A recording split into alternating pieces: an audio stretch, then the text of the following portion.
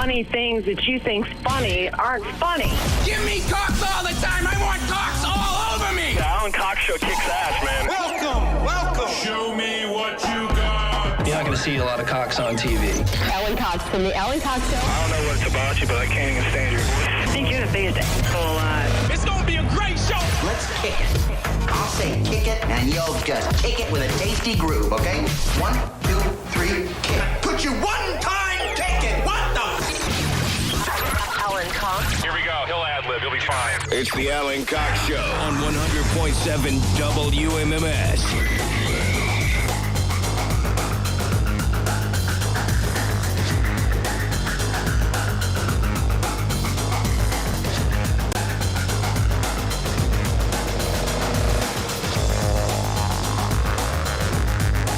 Oh, hey, what's going on? Good afternoon. Hello. Welcome. My name is Alan Cox. Thanks for being here. Appreciate it. Say hi to Bill Squire. He's right over there. Hey, creepy hug. Mary Santora is in New York City. What up? How you doing today? What's today look like? For me? Yeah. Oh, I'm feeling a little under the weather. Oh, are you really? Yeah. I You're started down to feel, with the sickness.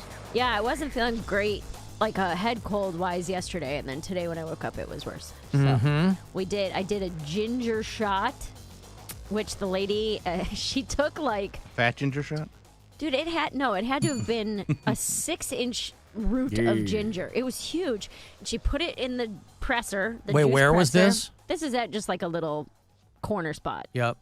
She put it in the juice presser, and I was like, aren't you supposed to, like, peel it first? Like, she didn't do anything. She literally just pulled out this giant ginger thing. And, That separates all that stuff. A lot of juicers do now. the peel on a ginger root? Yep. I don't think it would separate that. It does. Really? Well, it was awful. And I asked her, I was like, can I have like a piece of fruit as a chaser? And she like looked at me confused. I was like, just hand me a piece of fruit. Like, I need to get this. She handed me like a quarter of an apple. And I was like scarfing it down. I'm like, Ginger and heartburn? apple. This is Yummy. insane. Classic combination. But it's supposed to help with immunity or whatever. Yeah, well, people take ginger supplements and all kinds of things. Maybe get yourself some, what else do people take? I took They take vitamin echinacea, C. they take vitamin C, they take zinc, they take all manner of things. Yeah. Your omega-3 fatty acid fish oils, all those. Yeah. All right, well, you have shows tonight? No, but the vice presidential debate is on. And that's... Oh, that's right. That is tonight, Yes. isn't it? So I'm going to sit my ass on the couch. Oh, you and- are? You're going to watch the vice I presidential can't debate? wait. Yes. This is going to be great. America's dad versus everyone's creepy uncle, dude. I can't wait for this. Who's who? Exactly. She got it. People, if you know, you know. Yeah, People yeah, know you what's don't have going to on. Name names. I was looking at that dock workers strike. I don't think people realize what a big deal this is going to be. And I didn't hear anything about it until like 48 hours ago. And then the only story was, hey, the dock workers on the East Coast are going to go on strike. Like thousands of I don't know what the actual union is. It's the International Longshoremen's Association. Bridget's going to be so upset there's no more docking. 85,000. Oh, they'll be docking. There just won't be anybody to unload the ships. Okay. 14 major ports stretching from Maine to Texas went on strike last night. Now, in the interest of full disclosure, these are already people who make a pretty good living, by the way, but they want more. And they were like, hey, we worked through COVID, blah, blah, blah. And I'm like, a lot of people worked through COVID. We came in every day during COVID. People at CVS worked through COVID. Yes. Gas station workers worked through COVID. Yeah, but again, if you've got leverage, if you know how important you are to the flow of things, and I guess that's what the Dock Workers Association is banking on, that they are shutting down these ports, which means, it's going to take supply chain issues and things like that. They said, I was watching a blurb on it last night, they said that if this is a protracted strike, it will cost the United States economy about $5 billion a day. Oh. So they're like, and they probably have to contend with companies that, obviously these are companies doing business overseas, and so there's, foreign-owned companies and things like that. I don't know, but I was watching a thing like last night, and I was like, man, I don't think anybody, this has really fallen under the radar and you can understand why. I mean, we're not dock workers, right? So most people are not working in that. That's not something that people don't pay attention to stuff until it affects them directly, obviously.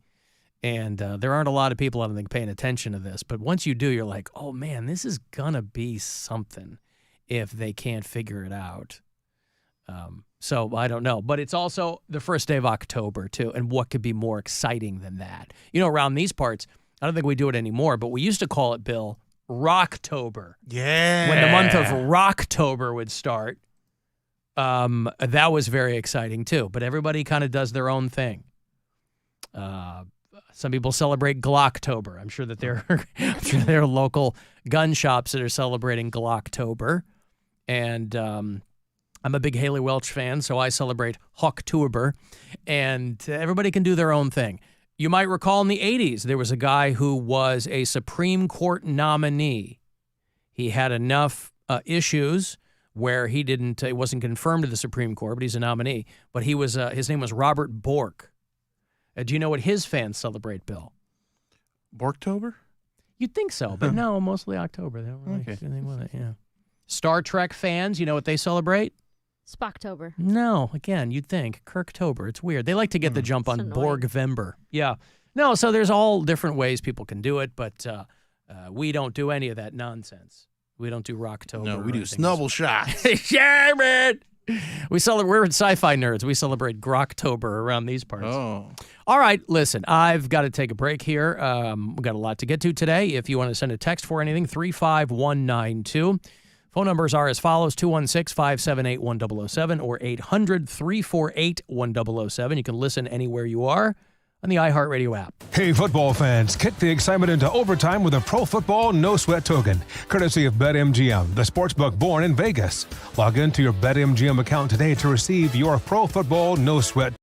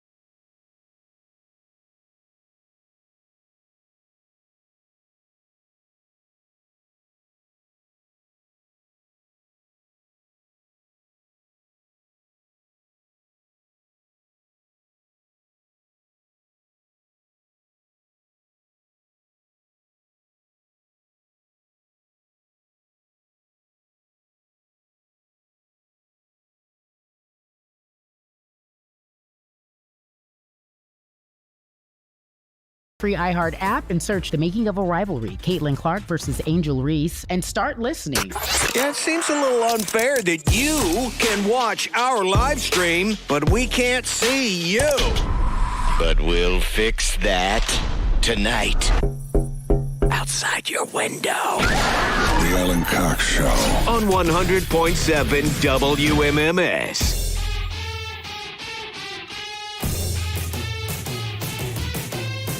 Want to send a text 35192. Get me in here. Steve in Ludlow, Massachusetts. Tell Mary you do Airborne. I swear by it. Yeah, Airborne got sued about 10 years ago. They had to pay out a huge class action lawsuit because it's all made up.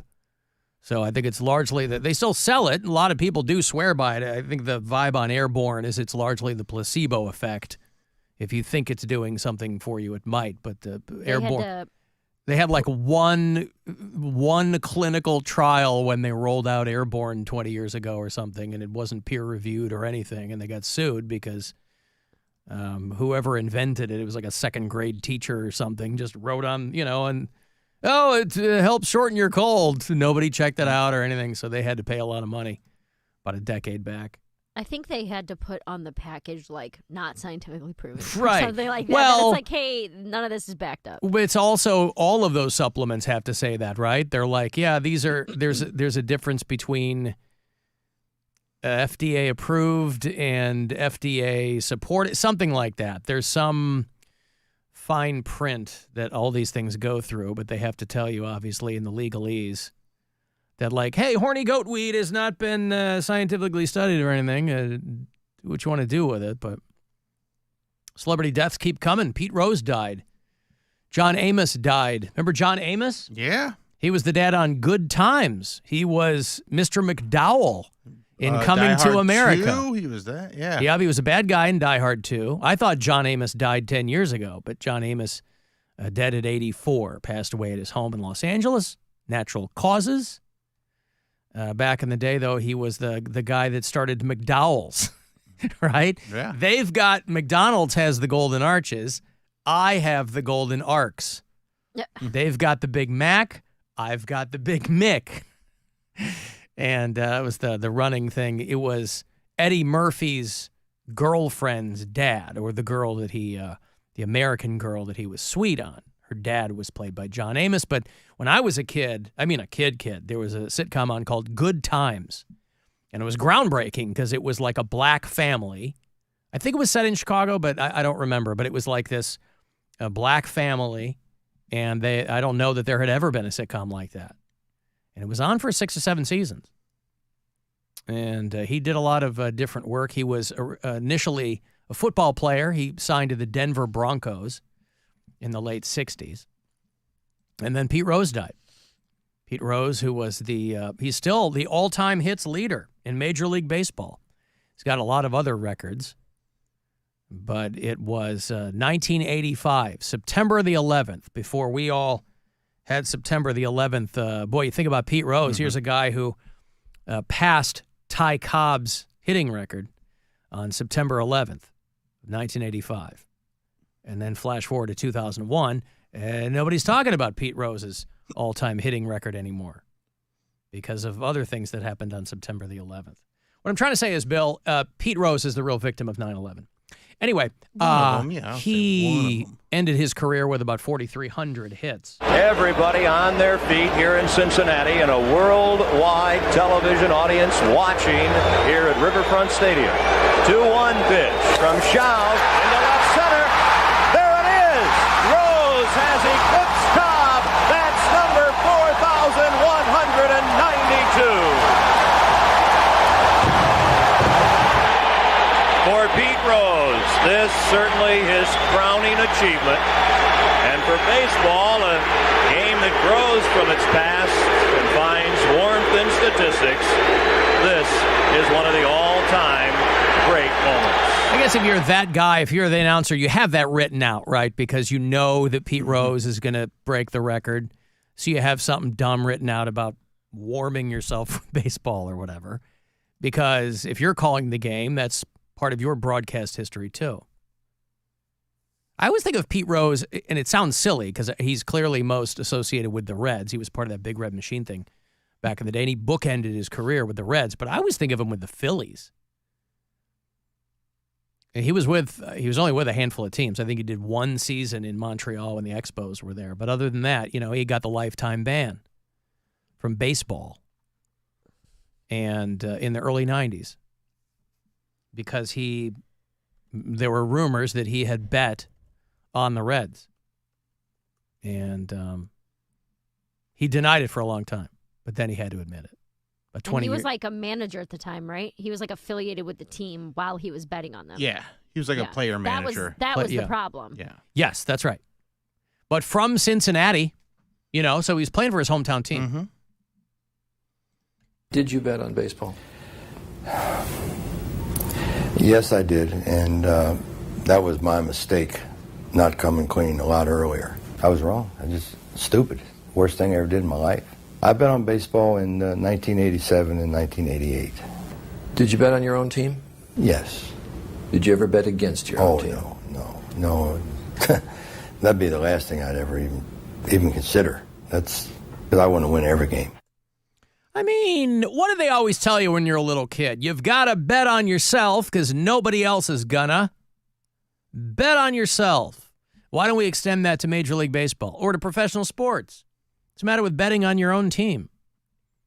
They should make that legal. It's okay to bet on your own team. Now, if you bet against, you're going to be a stinker. But, I mean, if bet on your own team, what's the matter with that? I still don't understand what the matter with that is. Because I think you're going to manipulate something? I mean, you're trying to win every game. So if you bet on your team and you win, all right.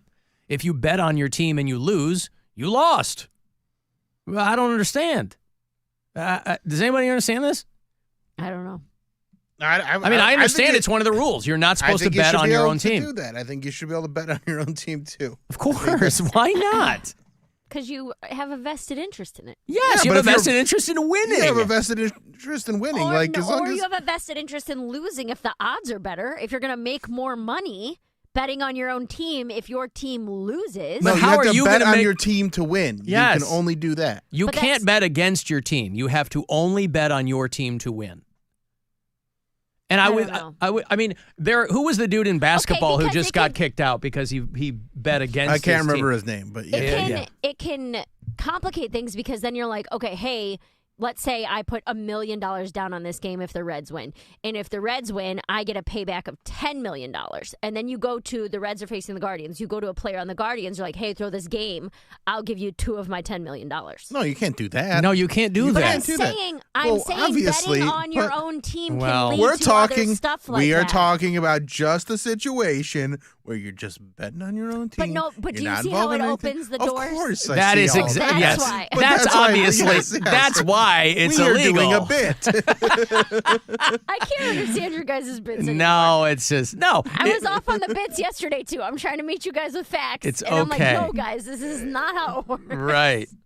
No, you are correct. That's precisely why it's illegal. I think they should go from now on. We're being preposterous. I'm like, I can't believe they don't get it. Like, they don't get it. How do they not understand why this is so problematic? How do you not get it? This is what they talk about, Bill, when they're putting radio shows together back in the day. They'd be like, and then she's going to be the voice of reason. Yeah. Between the two crazy guys. She's the voice of reason. Is that my job? No, it's not your job. Not your job, obviously.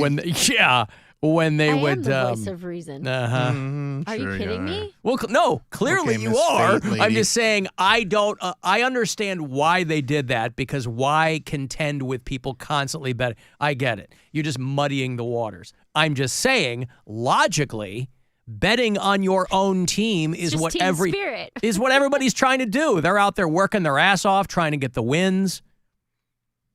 And so you're always either, you're not doing it financially, but, there's guys who get bonuses if they do well enough in certain data points, right? They were talking about Jose Ramirez. He would have been in that 40-40 club had he gotten just a couple more runs, I think, or a couple more. Oh, he had to get 1 home run, I think. And they ended up canceling the last regular season game because of the rain. So he didn't get it. Yeah, it's a bummer. So, big picture, that game didn't even mean the Guardians. Meant a lot to him. Right.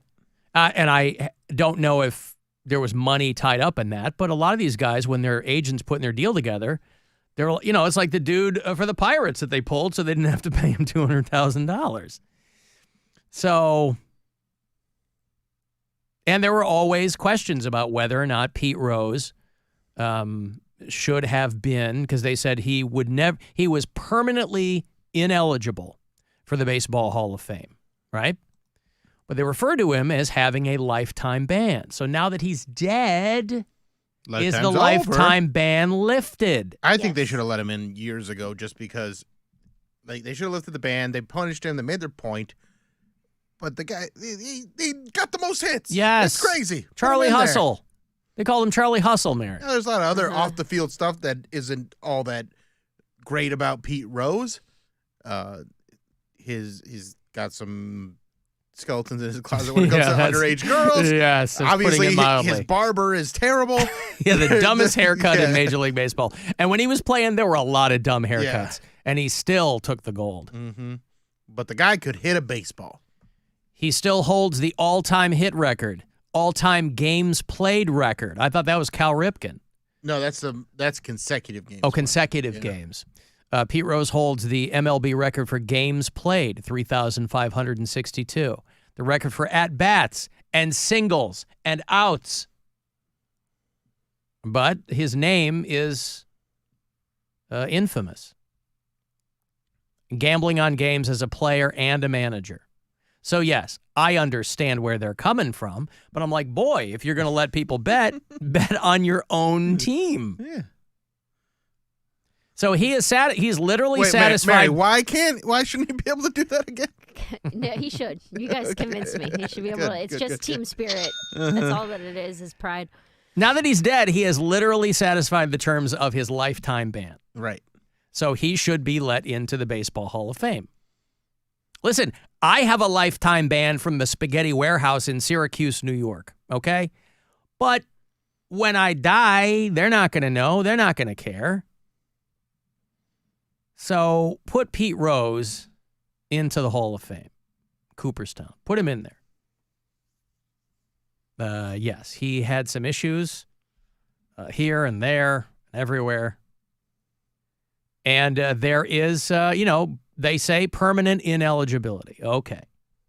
That would be different than a lifetime ban. But permanent ineligibility. First of all, it's hard to say. Second of all, put him in there. Because he's not going to be in the Haircut Hall of Fame. No. That much Bad is... Haircut Hall of Fame. First ballot. That much is absolutely... Ballot. Yeah, he goes right in. Mm-hmm. Oh, who else is in the Bad Haircut Hall of Fame? The guy that owns the Raiders. Al Davis, what's his name? That's his son. Al Davis was his dad. Mark Davis? Mark Davis, yep. Yeah. Who else? Who else goes into... Who's got a bad haircut? I don't know any... I've never seen a bad haircut.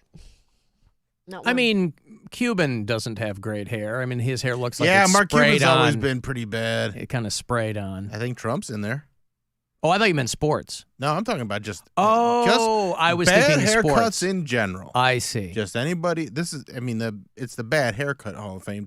Gotcha. There's different sections where it's like these are the sports people, these are the actors and actresses, politicians and stuff like that. Kim Jong-un. Oh, that's a good one. That's a very good one. I mean, it depends. There's a lot of dudes rocking mullets. It depends on if you think.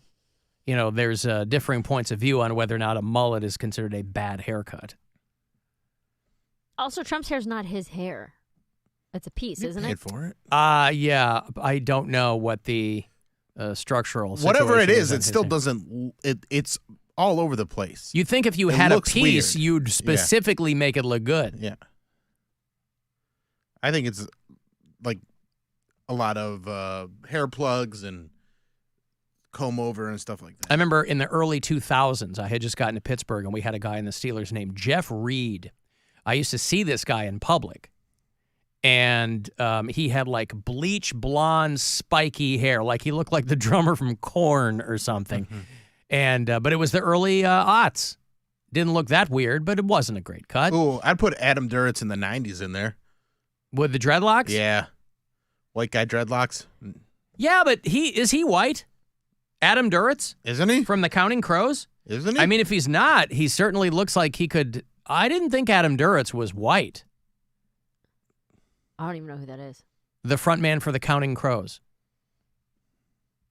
Maybe he is. I don't know. To me, he always looked like he was he could something be less than mixed in Caucasian. I don't know. It really, the hair does a lot because, like, when you see him without he looks like a pretty regular. He looks very Jewish. A Russian Jew American. Ashkenazi? Is that what you're? I don't know what he is. I don't. It says Russian Jew American on really JewishCurrents.org. Jewish. Well, yeah, I knew he was Jewish, but I mean, he looked like. Yeah, I don't know. I guess I didn't really think of it. I've got money here. It's $1,000, courtesy of the Buzzard bookie. First couple of days of this. He has some bad. There's some years where the dreads looked okay, and there's some years where they look real bad. Well, but I think when he finally got rid of him, like his head is shaved now, and I'm like, whatever you thought about his dreads, the shaved head ain't it. Yeah. But no, the dude's like 60 now. Right. You can't be rocking the dreads forever. I get it.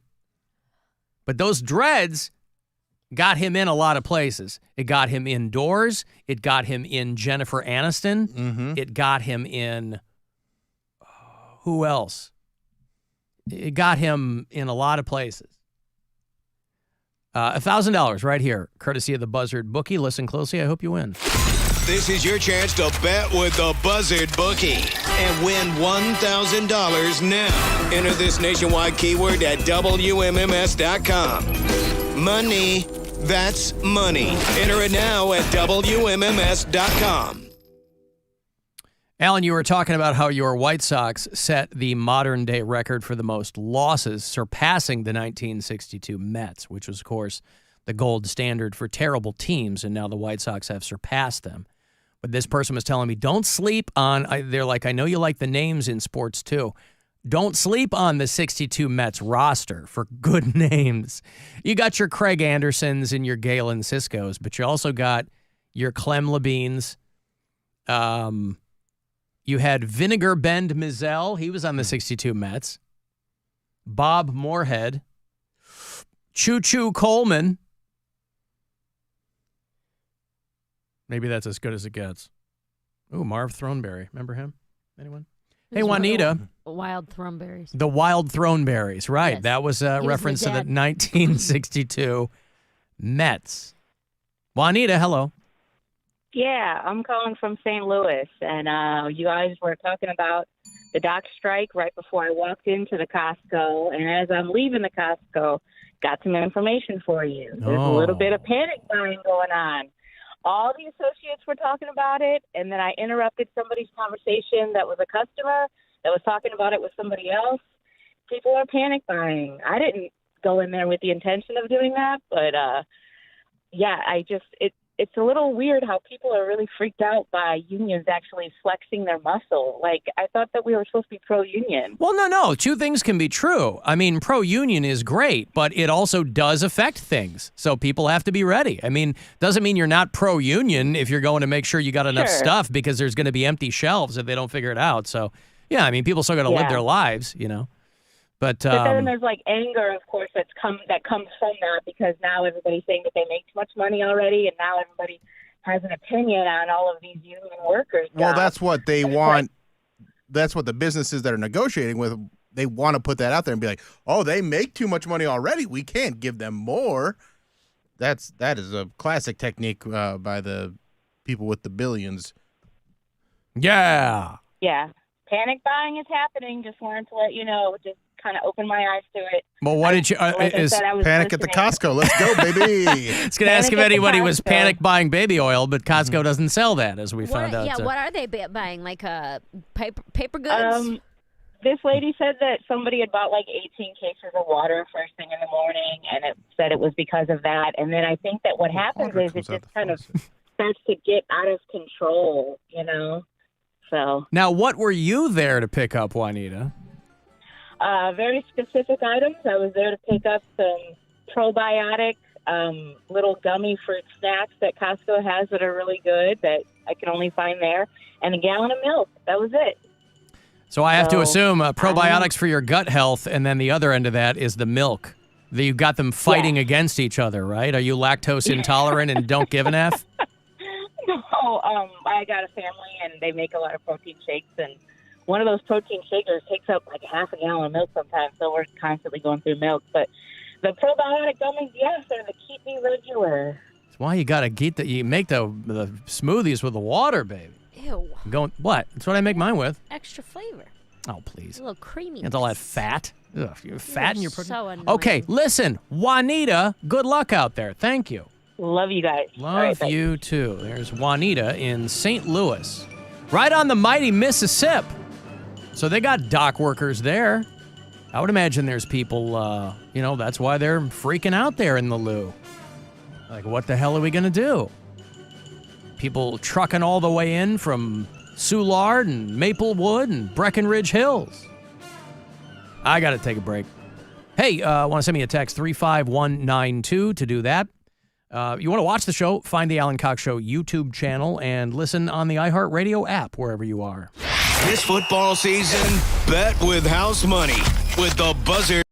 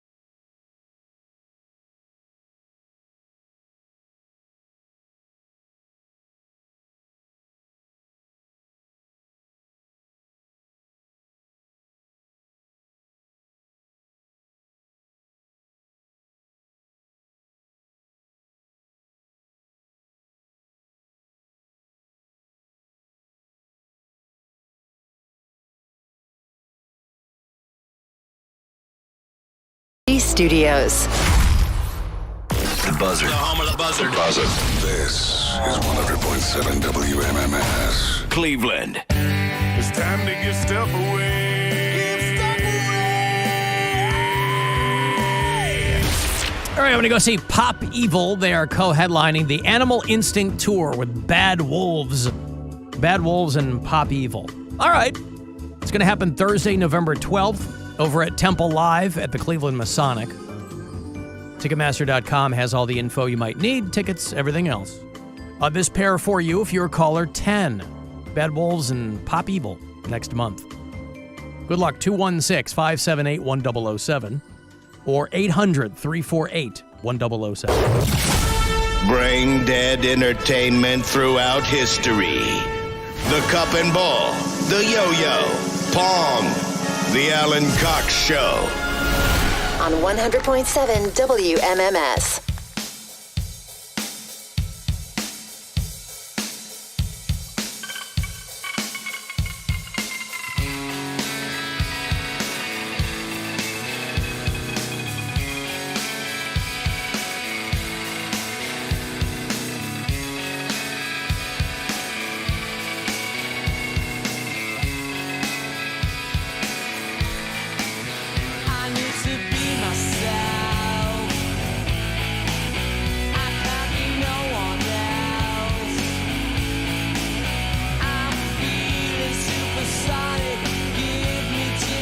Boy, God bless the people who have diamond hard boners over Oasis coming back, but I could never figure it out. But their announcement came with only a handful of European dates, but now they've said that they're going to do some North American shows. So if you're ready to drop some coin and you're a massive, massive Oasis fan, because they might go the way of Jane's Addiction. So you got to see them before the two brothers realize why they hated each other in the first place.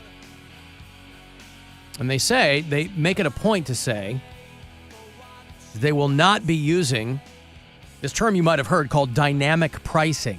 It's basically a fancy way of saying supply and demand, that the prices on tickets are going to go way, way up the fewer of them there are. And Oasis says that they will not do that. Their first North American dates in 16 years. And, they're tongue-in-cheek about it, too. I mean, they're self-aware. They're older guys. And they're like, if we make it through all the UK and Ireland dates next summer without splitting up, we'll see you in North America. So next summer, going to be the Oasis shows. And they're not exactly traversing these United States. They're going to do Toronto, Chicago, Jersey, L.A., and Mexico City. This massive Oasis fan base there in Mexico City. But Mary could go see them in East Rutherford. Was that the Meadowlands? East Rutherford, New Jersey? Yeah, MetLife Stadium. Yeah. That's MetLife. Is that where they're doing a stadium, huh? They are doing big, big venues. Yeah. Well, because you figure they're not going to do... Yeah, because they're not doing a lot of shows. Yeah. It's like 80,000 or something. Yeah. Oh, they'll sell it. You think they'll sell out 80,000? Yeah. For Oasis? You think so? Just because they're only doing, 4 dates in North America? That's true. People will come from all over the rest of the country. Yeah, I got you. So they'll probably do, it doesn't say where they're playing in these cities, but they'll probably do Soldier Field.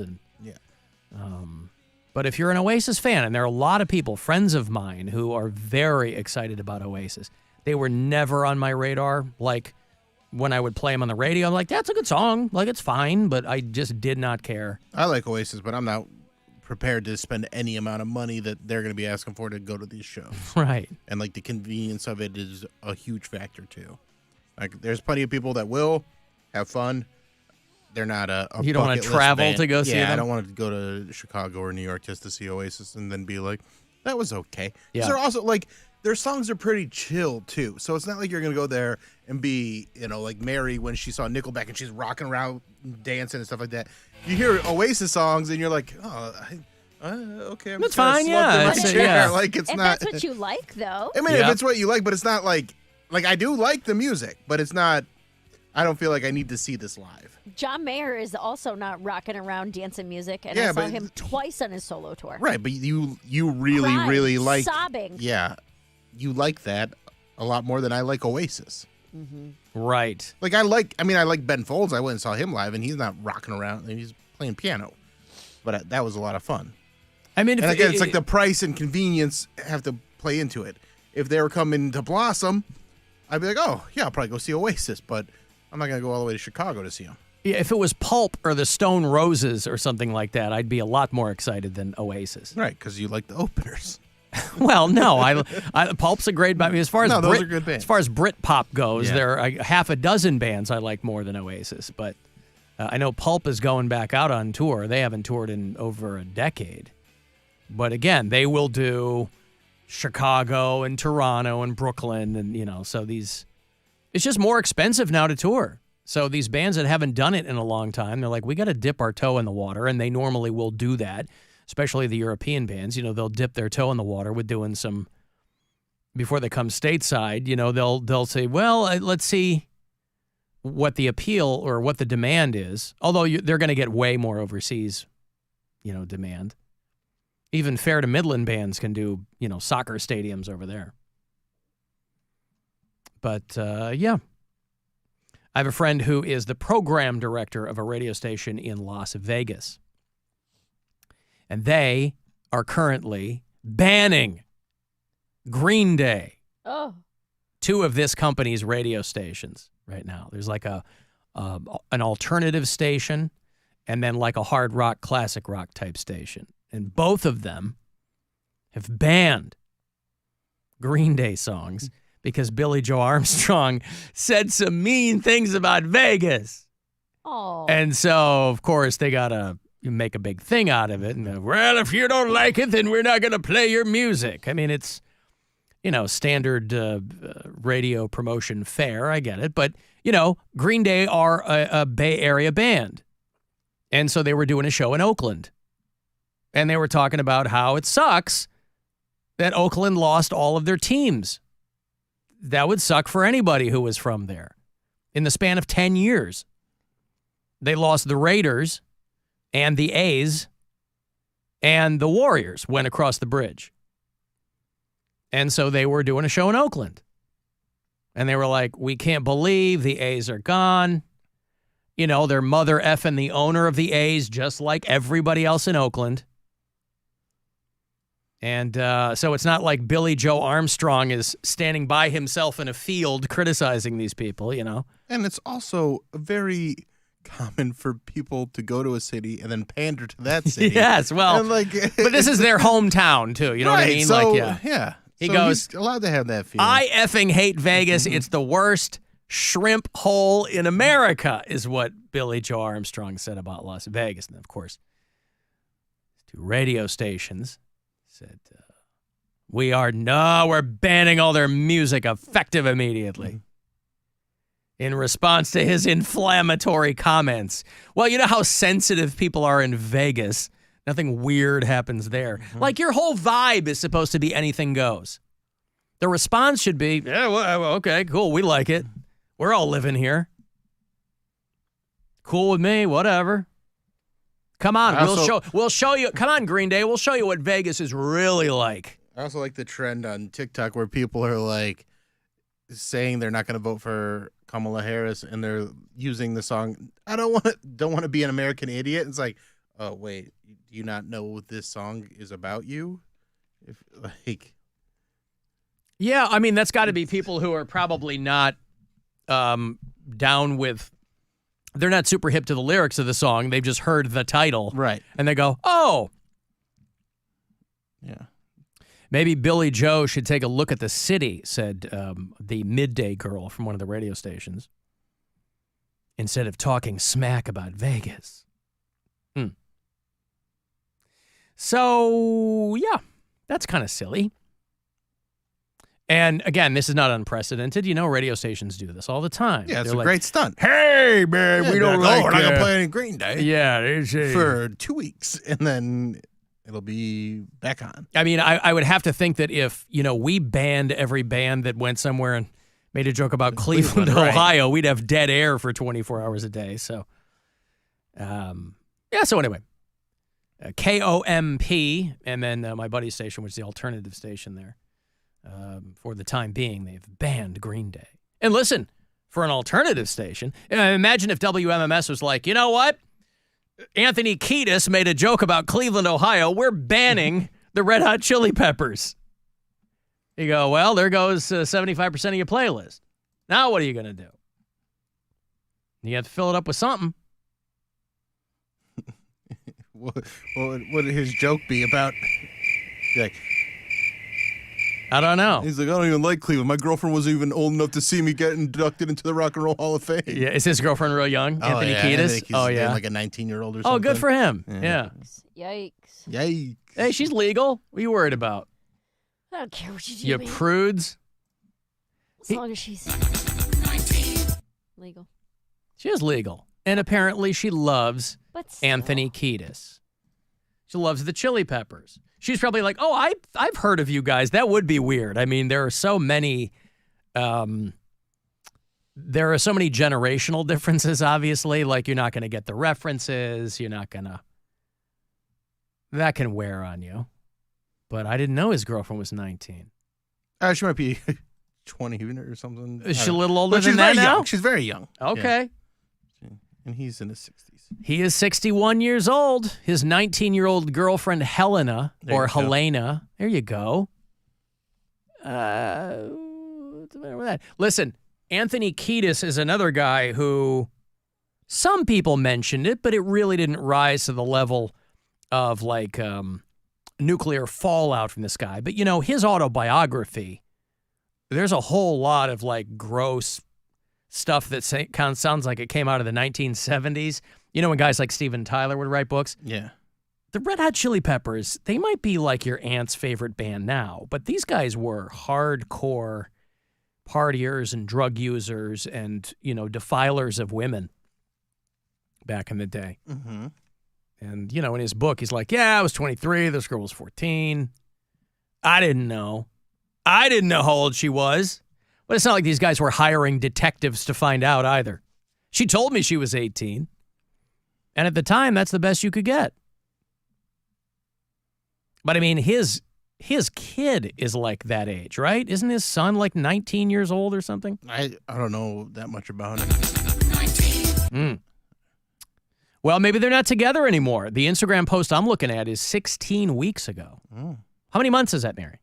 4. It was a trick question. You got it right. Passed with flying colors. Very good at it. By the way, I mentioned I only mentioned it because the story broke today that John Amos died, and somebody was like, that happened in August, and I was like, okay. I mean, yeah. I don't know why they just mentioned it now. Dude from American Pickers died too. You ever watch American Pickers? Yeah. Oh, Frank Fritz died. Yep. He had a stroke a couple of years ago. I haven't watched American Pickers in a long time. A lot of people think it's about noses. Hey-oh! Hey, you want to hear some Brian? Brian has been leaving me nonstop voicemails. Singing in some of them, playing guitar in others. I'll never get over you, getting over. I'll never get over you, getting over me. Remember these girls? It's a big hit for this band. Wilson Phillips? Brian's listening to some, that's a really good guess because they sound like them. They were called Expose. Okay. They had a big hit called Come Go With Me in the 80s. Seasons Change, remember those songs? Expose was a trio of girls, and they were manufactured, like a guy put them together. But they had a whole bunch of hits, and apparently Brian is digging on them. I don't even know if the band was around for 10 years, but that's enough. That's enough of that. But Brian is, thank you, Brian, leaving us messages, letting us know what's going on with him. I haven't heard that song in a long time. I forgot about that song. Come Go With Me. Yeah. Alan is in the Punk Hall of Fame in Vegas. It is. We went last time we were there. Yeah. What about Green Day makes you think they're punk? Yeah, but also, like, I mean, Green Day. Hot take. Yeah. Well, what do they say? You die a hero or live long enough to see yourself become the villain, right? That's true in punk, too. It's hard to maintain. You have to sacrifice a lot to maintain that punk aesthetic. There are people who have done it. There are old punks who refuse to go along. But, you know, you start out young and indignant and not perhaps understanding your instrument very well, if you want to go way back. But then you become more proficient and you have more success. And it's like anybody else. You have a lot of things thrown at you. And the next thing you know, you're Green Day. And 35 years later, you're doing, those guys will do anything, boy. Green Day, I don't know what those guys turned down. They're like the Kevin Hart of rock and roll. When we saw Green Day in Pittsburgh last month with the Smashing Pumpkins, the Jumbotrons, I mean, everything on the Jumbotrons, when it wasn't pictures of the band, it was like, download our app. You use the promo code Green Day for whatever it was. You know, those guys, I guess you get to a point you go, we are all in on this. Because that's what the music biz is in 2024. Those guys have made their money. They're not young whippersnaps that are starting. But there are a lot of old punks who just refused to go along. And there aren't many of them. But yeah, that Punk Hall of Fame, it's a fun time in there. And again, I'm not more of a metal guy, but I can certainly appreciate the whole punk thing. We were definitely not going to miss that when we were out there. And so I'm not sure what, I have to think that the response of that place is, we don't care what Green Day is saying about Las Vegas. Who cares? But radio stations in Vegas not taking too kindly to that whole thing. Hey, you know, you want to something make you feel good? HBO is rolling out a new competition show for roller skating. Ooh. It's called Roller Jam. And it's going to be, who's this girl from American Idol? Who's the host? Jordan Sparks is the host. And it's going to be competitive roller skating. I have to think, if they are telling the truth in the trailer for this show, if they are not lying to us, it's going to be something unlike anything we've ever seen. You ever seen a show like this? No. You're gonna. You get HBO? Yeah. I think I have Bill's HBO. Yeah, You have Bill's HBO? Oh, they're cracking down. Battle it out. With $150,000 on the line. We prepared our entire lives for this one moment. This show is the first time ever that roller skating is being appreciated. The passion, the artistry, the love, the connection. I mean, really, it's Chip and Joanna Gaines. They're part of it too because they're producers on it, and it's going to be on HBO Max next week. $150,000, and they say that the winner will also be awarded a $10,000 donation to their local rink. And so, in the instance where these people are coming from somewhere that might not have a local rink. What's the place out here? We went a couple years ago. There's a couple of them. North Olmsted's got that. Dinah Skateland's the one that I always think of because that's where I grew up roller skating. Then there's Park Skateland closed. There's one in what's the Brunswick. one in Parma? I don't know about the one in Parma. I know there's one in Brunswick. That's the one that we go to.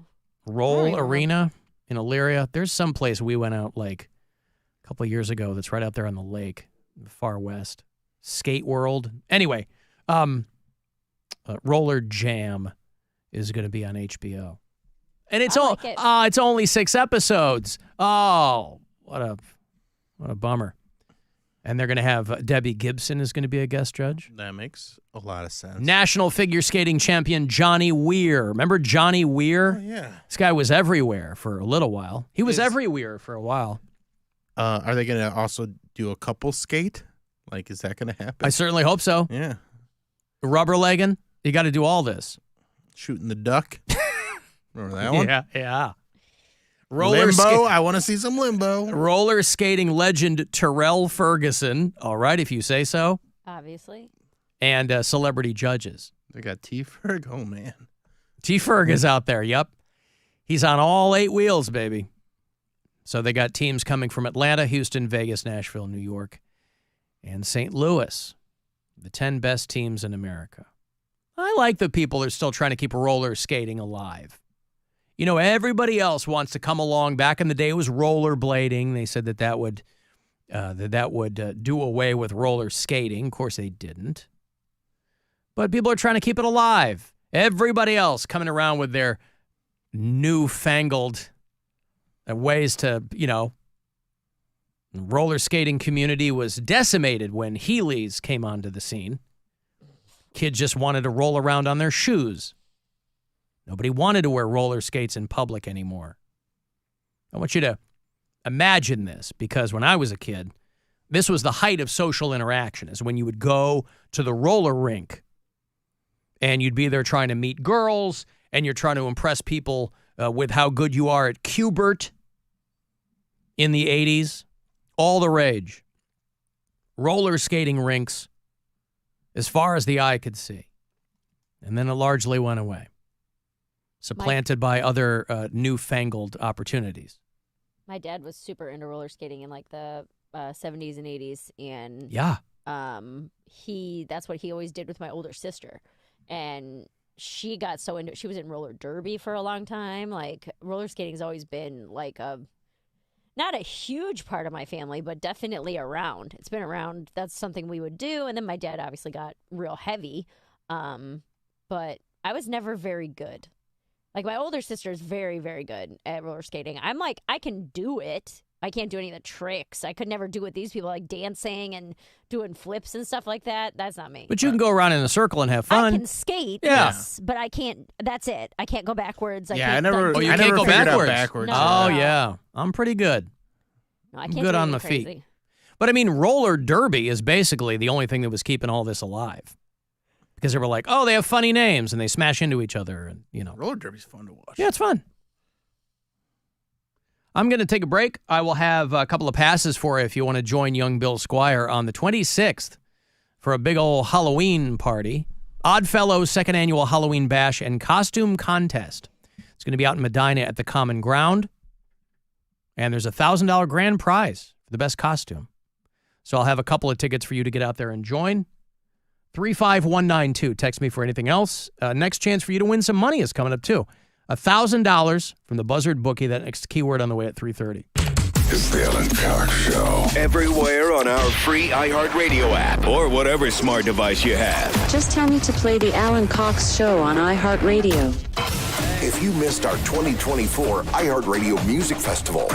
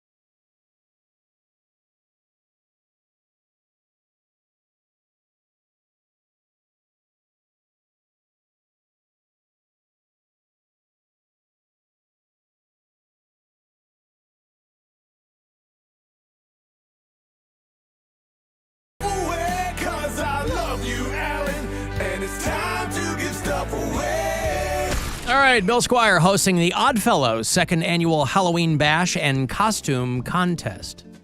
$1,000 on the line. It's Saturday night, October the 26th, at the Common Ground in Medina. Casino-style gambling. DJ Pauly Moist is spinning.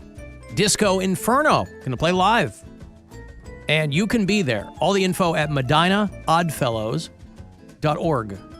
Caller 10 is a pair of tickets for you to join Bill and all of the costumed fun seekers. 216-578-1007 or 800-348-1007. If you can't beat them, join them. And if you can't join them, send a strongly worded letter asking why your application was rejected. Another helpful tip from the Alan Cox Show. On 100.7 WMMS. There's a ghost under the stairs called Alan, and he's always there. My friends get scared when he's out to play, but he's good fun and he's here to stay. Oh, Alan. Spooky Alan.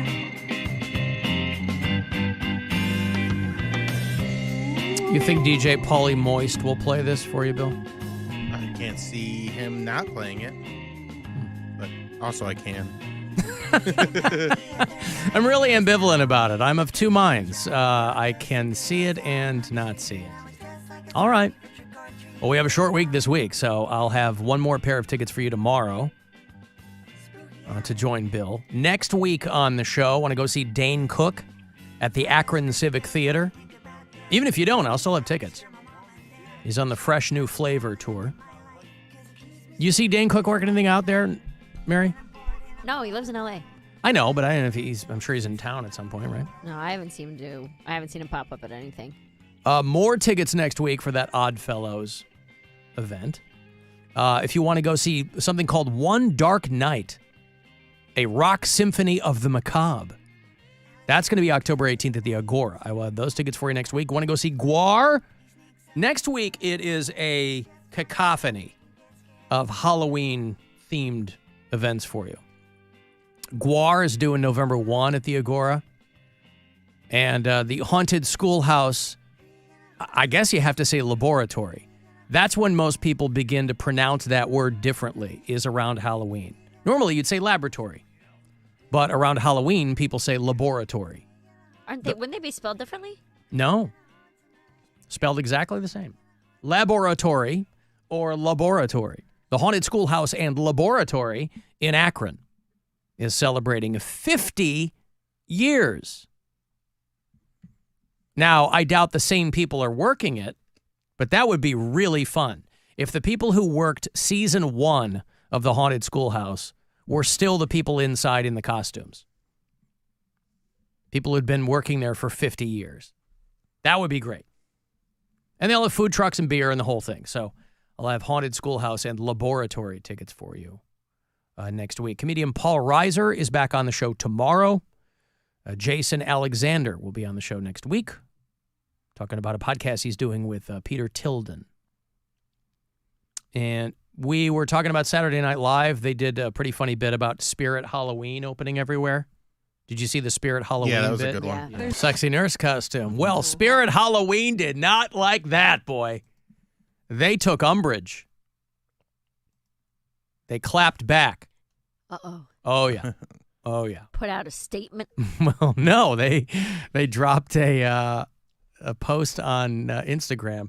Their Spirit Halloween post says, we're great at raising things back from the dead, and their costume is irrelevant 50-year-old TV show. Spirit Halloween. Wow. Shots fired. Adult-sized costume. Includes dated references, unknown cast members, and shrinking ratings. Youch. Oh, that's hilarious. Yeah, that is funny. That's a good clap. Very funny. Tagged NBC SNL. Yep. But also, the SNL wasn't wrong with anything they said either. That's Like, right. it's Well, like that's why it's all funny, Yeah. because they're both right. I mean, wigs that'll give you a rash. What used to be an AutoZone where a murder happened is now a thriving business where a murder happened. So, yeah. Spirit Halloween. I didn't realize they had only been around since 1983. It's a pretty long time. It is a long time. The first location opened in the Bay Area in 1983. But wasn't there a competing one for a while? Wasn't there another? Halloween City. Halloween City. Was that part of Party City? I don't think so. I think it was just its own thing. Because Its it own would thing. be just like a Spirit Halloween where they would just show up in old Kmart's or whatever. Yeah. Whatever closed. Yeah. Yeah. I think Spirit Halloween might have absorbed them, though. Okay. Well, they were, apparently at one point, they were part of Party City. But Halloween City is no more. So maybe they were absorbed. But, yeah. Another Spirit Halloween type store, but owned by Party City, this person says. And there is another place called Halloween Express. Oh. You ever heard of Halloween Express? I feel like I have, yeah. I mean, I would think that one Halloween store, since they are only there for a short period of time, that's probably enough. I mean, there's always competing organizations, but Halloween Express. I don't know if there's one around here. But, yeah, I don't know. So if you've got to get a costume in a hurry, whether you've got a party of your own, whether you're going to be going to Bill's event. They're not cheap, though, dude. What's Spirit that? Halloween To buy one of these stores? Spirit Halloween costumes are like $60. Really? Like, they are not $20. Like, somebody, maybe it was Brian's daughter, wanted to go in and get one. I don't remember, but I was in a Spirit Halloween like a year or two ago, and I hadn't been in one in forever. And I remember them being like adult costumes were like, some of them were like $70, $75. Yeah, that's pretty for the common ones in now. a bag. That's crazy. Well, adult costumes are always going to No, be but more. the kids' ones were like $40 or $50 too. Were they? That's how much stuff costs. There's Scooby-Doo section. The toddler Mystery Machine ride-along costume. It's just the van with straps for the shoulders, so the kid is in it. And then they have like a Scooby-Doo hat. That's $45. That's what I mean. Is that not crazy expensive for something you're going to wear one day and then never wear again? I feel like people are so into Halloween that doesn't even register with them. Hey, I'm going to wear this. Because they probably figure maybe I'll wear it 2 years in a row. Yeah. An adult sassy Daphne costume. And plus, these are always, they're made terribly, they're ill-fitting. They never look like they're gonna, they're never going to look like they do on the girl, obviously. But that's true of anything. You see a picture of a hamburger on a commercial, it never looks like that when you get it. So we all go into it knowing that. It's just a little bit more of a bummer with the Halloween costumes because these are supposed to be super foxy costumes. And they are expensive. Adult sassy Velma is $37. That's why my thought was, if you're into Halloween, you should drop coin on a killer costume. That's what a lot of people do now, too. Yeah. And a lot of people really put some money and thought into it. A lot of the way to go usually is to get a few things from a Halloween store, like a few different props, but then a lot of stuff you can make on your own and it'll look better. Yeah. Yeah, I like looking into what really expensive costumes are because they're pretty detailed and, watching people like Kardashian level, like when they have not their like Heidi makeup Klum or artists anything like that. Okay. No, but if you go to thehorrordome.com, all right, for people who are deadly serious about costumes, there is one called the Swamp Goblin, and it's a professional costume, so it's $2,800. But you look like you've probably had Hollywood makeup done to you. You can get those like full-on like kind of head and cowl masks. Those are pretty cool too. I had that scarecrow mask that I got a few years ago, and it was pretty expensive. Yeah, but it was cool because it would function with your face. Right. So like as you talk, the mouth would open and stuff like that, and that was a cool one. I mean, I have the only rubber head mask I have at home is I'll show it to you on the live stream. It's the They Live mask, but with the Trump hair. Oh, nice.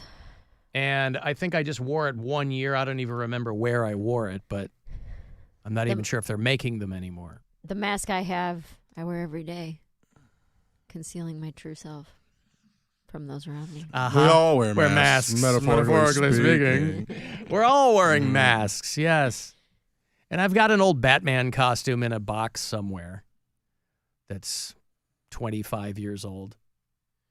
But yeah, you can really drop some coin on these things.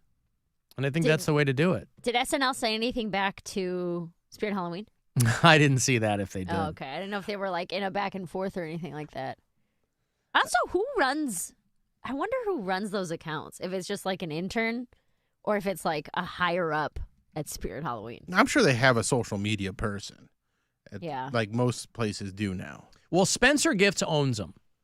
So whoever is running their social media is probably also running Spirit Halloween. Yeah. They're based out of Egg Harbor, New Jersey, Mary. Oh. You could walk right over. They were founded on the West Coast, but the HQ is there in Jersey. I've been to Egg Harbor, Wisconsin. Uh-huh. You have? Yeah. Egg Harbor, Wisconsin? There's like a resort there that does comedy. Yeah. Oh, that's in Door County. Sure. You're up there on the peninsula. It's way up there. Yeah, up by Green Bay. Pretty. And It's really very pretty and very, like, it's a nice ass resort. But you're like I think I you're did across that the same water resort, from the like- UP. Like 12, 15 years ago. dude, it's been around forever. Yeah. I think that they've been doing like weekly or monthly comedy there for 20 years. Up there by Escanaba. Egg That's the only Harbor. Egg Harbor, I know. All right, well, there's one in Jersey. Spirit Halloween also partnering with Uber. If you're like, oh, no, I've got a party and I forgot a costume, you could go on the Spirit Halloween website and have them deliver it to you. Oh. So your This is one of those costume is now $100. Yeah, exactly. This is one of these things that seems convenient on its face, but zero people asked for. Same-day delivery from Spirit Halloween with Uber Eats. Could you bring me fries and a Shaggy costume, please? That'll be $250. Awesome.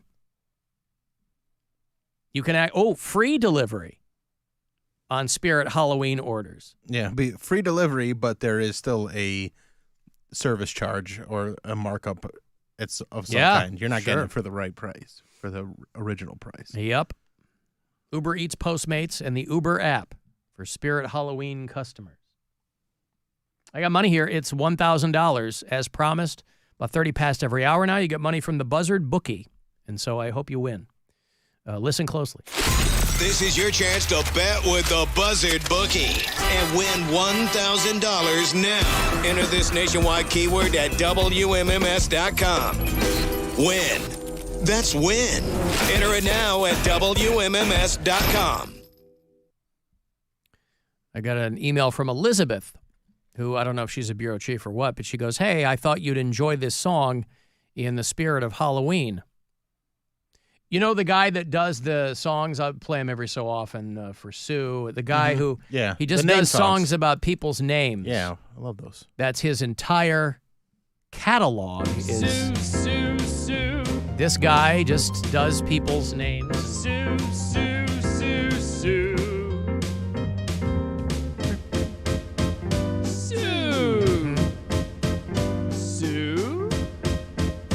Of course, I'd play one for Darnell when he called too.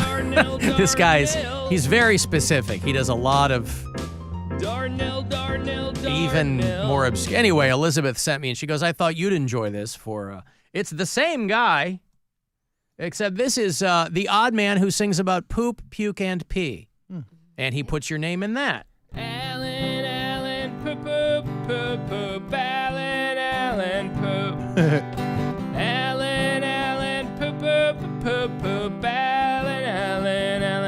Now, somewhere in my mind, I'm envisioning this isn't a song that I would sing to myself while I'm perched on the bowl. But I'd certainly love customers of this show to at least consider singing this while they're having their bathroom time, right? As an homage not only to me, but to Elizabeth, who got me hip to this. I wonder where the song's going to go. Because he's clearly to the top of the charts. taking us on a journey here.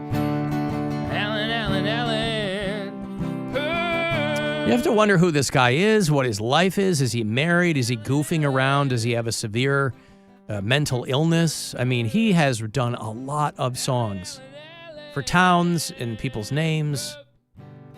Alan poop, Alan poop, Alan poop, poop, Alan. All right, I want to know how it ends. Alan poop, Alan.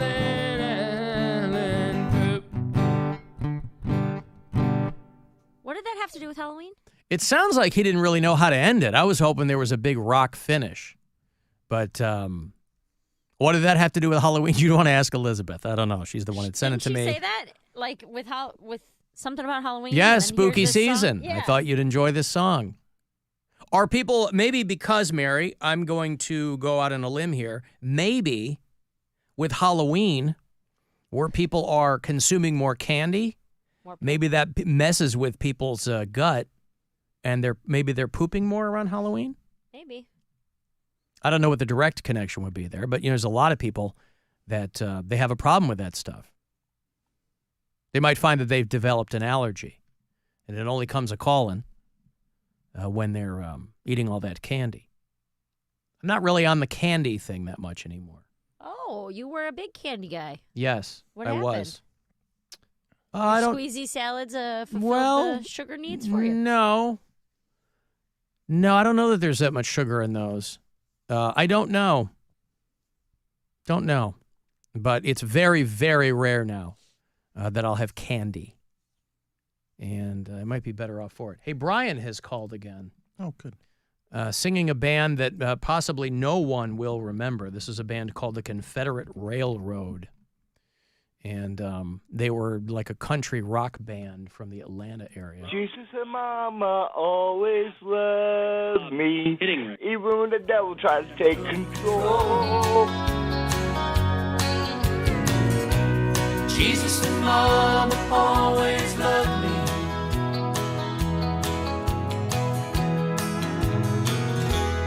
This I know. So Brian is, our show will be on in the background, and he'll be singing songs over top. And he's really all over the place. And I love it. But I haven't heard about Confederate Railroad in forever. They had songs like Trashy Women, Queen of Memphis. How does that Trashy Women song go? I might know that. I think I Bill's know that song. Laundromat Bar and Grill. Trashy Women. Let's see. See if we can find that one for you. Yes, I love this song. You know this song? I like my women just a little on the trashy women side. my Yes. folks had wild. I knew this band. I was like, why do I know that? Mom and Dad had a plan for me. Wait for the chorus. This is where it comes. Toms and symphonies. But I like my music hard, I like my women wild.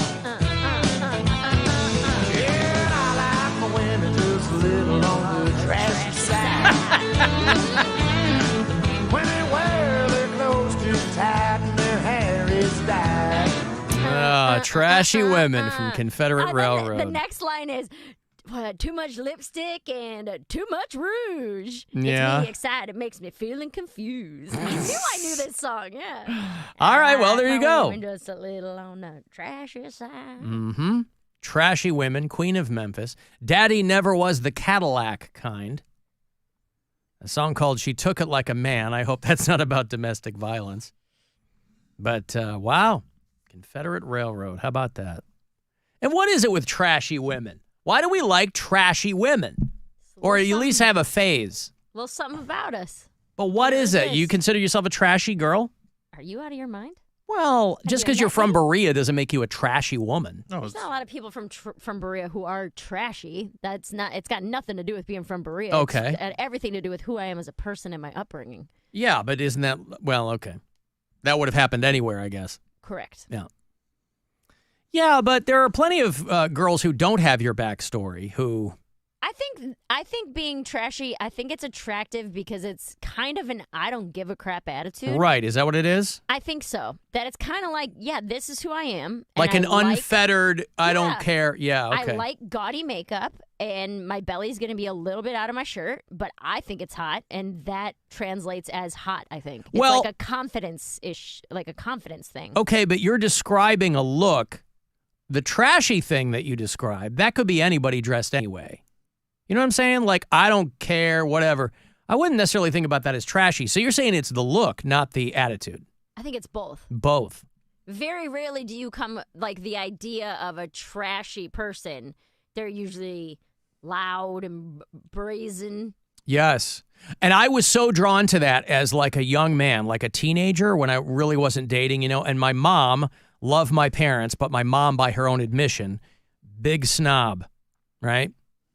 And so she was like, don't date these girls and smoking and all that kind of stuff. And so obviously that's exactly what I was going to be drawn to because we were raised very kind of eyes straight forward, right? And so, boy, did I gravitate to those kinds of girls. Because they were so like unfettered and in a way, yes, in a way, and they were like a little bit older than me, but I mean, like in a way that was so foreign to me. I think it's But there is like a that line for a lot to of it people. too. Well, it Like- gets less fun the older you get, but there's still some dudes that, boy, they just make a beeline for those kinds of chicks, and I wonder what that is. Like, do you think you're going to get laid easier? Is it as simple as that? Is it just? There's an excitement to it, I think. I was going to say, I think it's a drama factor. And I firmly believe that as much as people say they don't like drama, everybody loves a little bit of drama. Everybody's into a certain amount of drama. How do you And it's define not- that, It's though? not exactly that you love it. It's that you can't, like, there's something that pulls you towards it because you're like, oh, It I is have interesting. I have to address this. It is fun. And so, it is yeah. exciting. It is interesting. But isn't it only There's a lot of ups and downs. But isn't that only exciting if that's not a function? If that's not a factor in your own life? Isn't it exciting because it's foreign? No. No. I firmly believe everyone needs a certain level of drama in their life. You need it. You need to thrive on it. Because it makes you feel like you're not in the everyday Alive. humdrum thing, or It makes you feel like something's going on, or like maybe it makes you feel like there's just a level of excitement to it, a level of what's going to happen next, a level of anticipation. Anyone who has absolutely zero drama in their life, I don't trust them. Well, I guess no drama. I guess I wonder how you define drama. Like somebody like throwing crap against your window. I mean, nobody wants that. Well, some people do. Some people thrive on that. I guess, but that's like a sickness, though. Yeah, but it horns them up. That's what I mean. And it works both ways. Uh-huh. They get all heated and throw stuff and shove each other and then make love.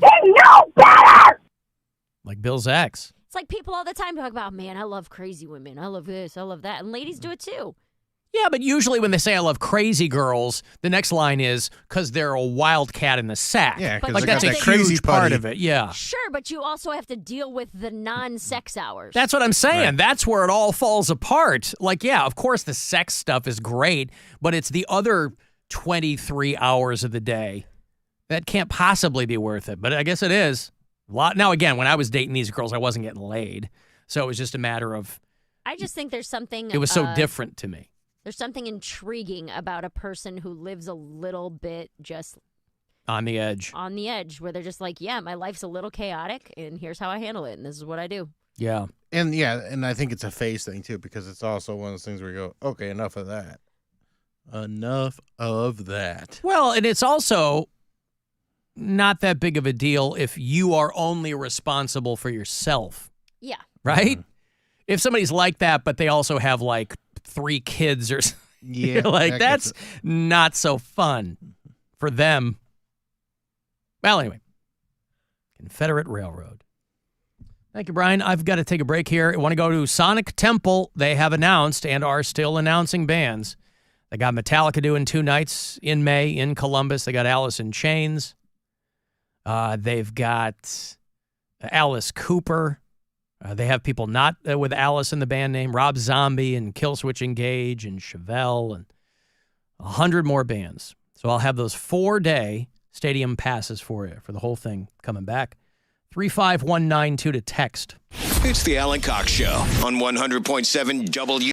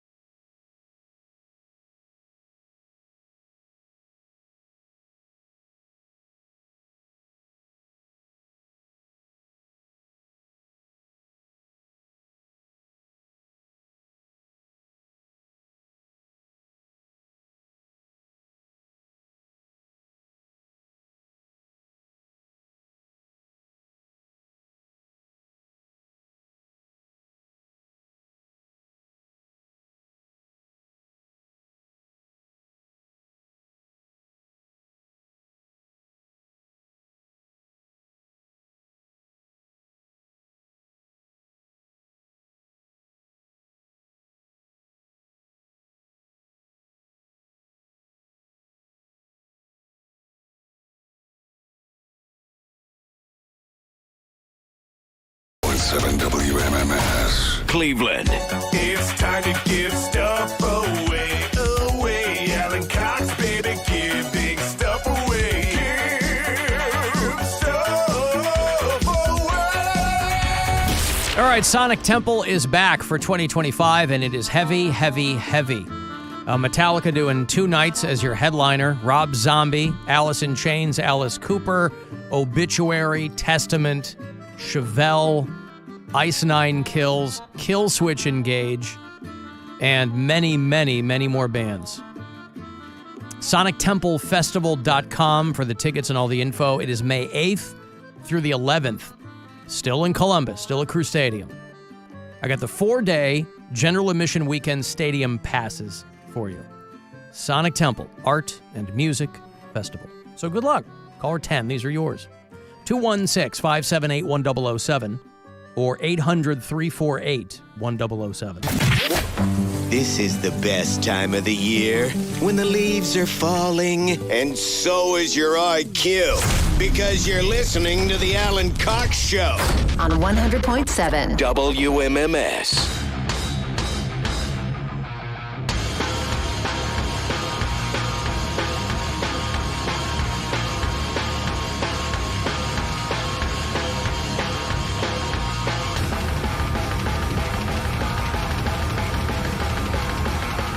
I was on a flight from Atlanta back to New York. Former President Jimmy Carter was on the same flight as me. Before the flight took off, he walked through and shook everybody's hand that was on board. Yo, are you running for president of this flight? How you gonna assume everybody wants to meet you? Weren't you a one-term president? You were bad at your job, and why are you flying commercial? So many questions for Jimmy Carter. Jimmy Carter's 100 years old today. Damn. He doesn't look a day over 160, by the way. If you've seen Jimmy Carter, boy, holy cow. I mean, he's only 7 years older than William Shatner. And Jimmy Carter, of course, this guy's done a lot of work, right? A lot of habitats for humanities. A lot of manual labor, boy. Habitats for so many humanities.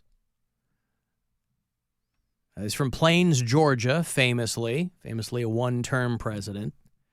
I don't remember Jimmy Carter as president. I was in kindergarten when he was actually president.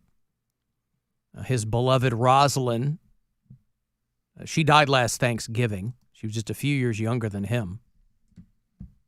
he. And, he was the son of a peanut farmer. That was his folksy story that he told to people. And Jimmy Carter probably would have not been elected president had the country not been in the state that it was in at the time, post-Watergate. But he's been in hospice care for a while. But he's 100 years old. He has... Hospice for Humanity. Yeah, I wonder if he built the building he's in. He was our 39th president. And he was only in the White House for 4 years. But it's his post-presidential period that has been, I think, the most influential. He and his wife founded something called the Carter Center. I think Jimmy Carter is probably the last Democrat that my parents voted for, because they voted Republican ever since. But he has also famously said over the past few months that he hopes he lives long enough to vote for Kamala Harris. But for a year and a half, he's been in hospice care. And he and his wife both from Plains, Georgia. And they were famously relatively salt-of-the-earth people, not just faking it. But also not highly regarded as a president. I mean, he was highly regarded as a fantastic person, but I don't know that there's anybody who, for a while he was a punchline. People would go, "This is the guy's the worst president since Carter." They threw it at Obama. They throw it at whoever they can throw it at. When they do the bake sale on an episode of Simpsons, when Marge is in jail, so the money that she would have brought in they didn't get enough money to get the statue they wanted, so they had to settle for a Jimmy Carter statue. Is one of my favorite.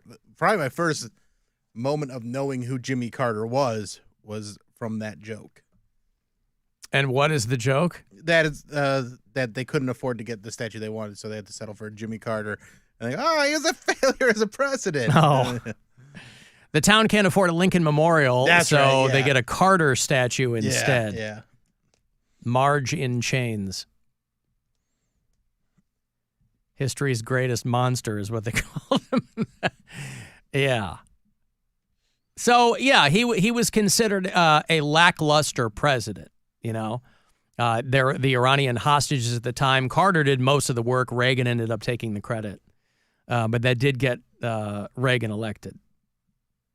And Jimmy Carter, he ran for re-election, I'm pretty sure. I think he ran against Ronald Reagan, but he got stomped. Walter Mondale was Jimmy Carter's vice president. He wanted to run for president as well, and he won precisely one state. Walter Mondale got stomped as well. He famously had the first female vice presidential candidate, a woman named Geraldine Ferraro. And, everybody everybody makes their comments about the team that they don't like. And because Geraldine Ferraro was the first woman in that position, Walter Mondale, who was from the state of Minnesota, and it was the sole state that he won in the election, I believe. Reagan just was a landslide. But Walter Mondale's folksy nickname, his friends called him Fritz. And so he would roll that out on the campaign trail, trying to get all folksy with people. Just call me Fritz. Well, what happened was when he grabbed Geraldine Ferraro as his running mate, his detractors referred to them as Fritz and Tits. See what they did there? That's pretty good. Pretty good. Listen, people like alliteration. They like rhyming. They like whatever they can get. So, yes, as a president, Jimmy Carter oversaw some really bad stuff economically and, gas crisis and all that kind of stuff. So the dude was doomed to being a one-termer. But after that, he just kind of went back to doing what he probably would have done in the first place, which was helping people out. And so Rosalind Carter, who was of course, former First Lady, she died last year. And his family was like, we don't think he's going to live much longer. So a lot of people, even in his own family, are kind of surprised that he has trucked along to 100. He and Rosalind Carter were married for 77 years. Think about that. Imagine being married. I mean, none of us might live to 77 years old. But people of that generation who married and just stay married. Married for 77 years. Holy Christ. I'm good on that. I mean, why? There's nothing wrong with it. I'm just, I don't a lot even. of things wrong with it. I don't know if that's horrible. I don't know. It's not for everyone. It's definitely not for everyone. But I mean, you know, talk to somebody that's been married that long. They don't even have. They're like my parents have been married for 47 years. Mm-hmm. My parents. But yeah, I don't think that that's going to be true forever because the people who've been married for 50 years now probably weren't getting married because of love as their number one reason. You know what I mean? If these people got married in the 70s, there were still a lot of stereotypes. Women were able to have a credit card for like 4 years at that point. That's what I'm saying, is that they were like, I'm not allowed to have a bank account in my state. I guess I'll marry this guy. That's like who's been married 50 years today. Right. I think that'll change with our generation. Like when we've been married 50 years, it'll be like, oh no, this is because I truly love your grandfather. Well, but also even the generation you're talking about, it's not like when women were able to get their own credit cards or whatever you want your example to be. It's not like there were mass divorces going on. It also, yeah. So there were a lot of people acceptable. There were a lot of people that were staying together. I mean, think that my parents had been married 52 years when my dad died. And they were inseparable. So obviously, for me, divorce didn't exist in my family until me and my brother. My middle brother, he and his wife have been married 27 years. So it's like, I never even had a conversation with my parents about divorce because it was so, I didn't grow up with two people who were staying together even though they didn't like each other. Like my example of my parents was they were always together. My parents are always together, but I also know whenever they're apart. I don't want to share their business. But yeah, please don't. No, but my parents were a great example for me. I just couldn't pull it off.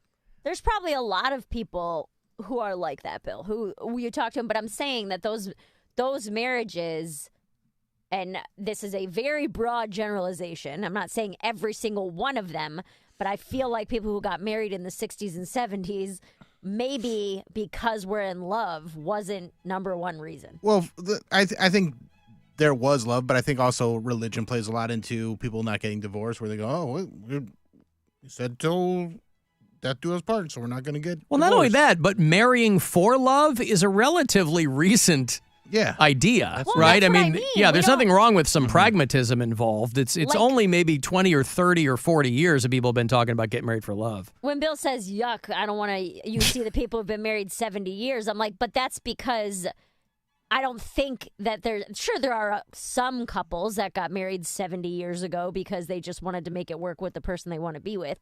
But I feel like that's going to be a new thing. That's going to be our thing. When you see our generation getting to that 20, 30, 40 years together point, it'll be like, yeah, we've had every option to get out of this, and we decided not to, Todd and his wife are about to hit their 30th. His mom and dad were each married 3 times. They were born in the 40s. Yeah, that was like the age of, my mom will be 76 next month. We joke about it here, but I don't even think it would occur to my mother to become romantically involved with a person other than my father. But that was the example that I grew up with. I mean, my mom had a couple of friends who got divorced, when I was younger. And it wasn't a huge deal, but it was a hell of a lot bigger of a deal than it is today, So when people talk about like the sanctity of marriage, I always roll my eyes. I know what they're talking about, but people don't treat it. I don't care if you believe in an invisible man in the sky or not. People don't certainly treat it like anything sacred. The only thing that I think of when I hear the sanctity of marriage now is that holy matrimony is between one grandpa and one cheese barn. What is that? It's just some meme that somebody passed around, and I love it. Between one grandpa and one cheese barn. Exactly. All right. Diddy's trying to get out of prison. He's trying to come up with any combination of things that will let him out to try to get bail. First, he was like, I'll give you $50 million. They said no, because you'll get on a plane and you'll go to another country. And so he's been sitting there in the Metro Detention Center there in Brooklyn. Just a stone's throw from our own Mary Santora. She could go, sign right in and visit him. As media? I'm here to do an interview with Diddy. As Mary.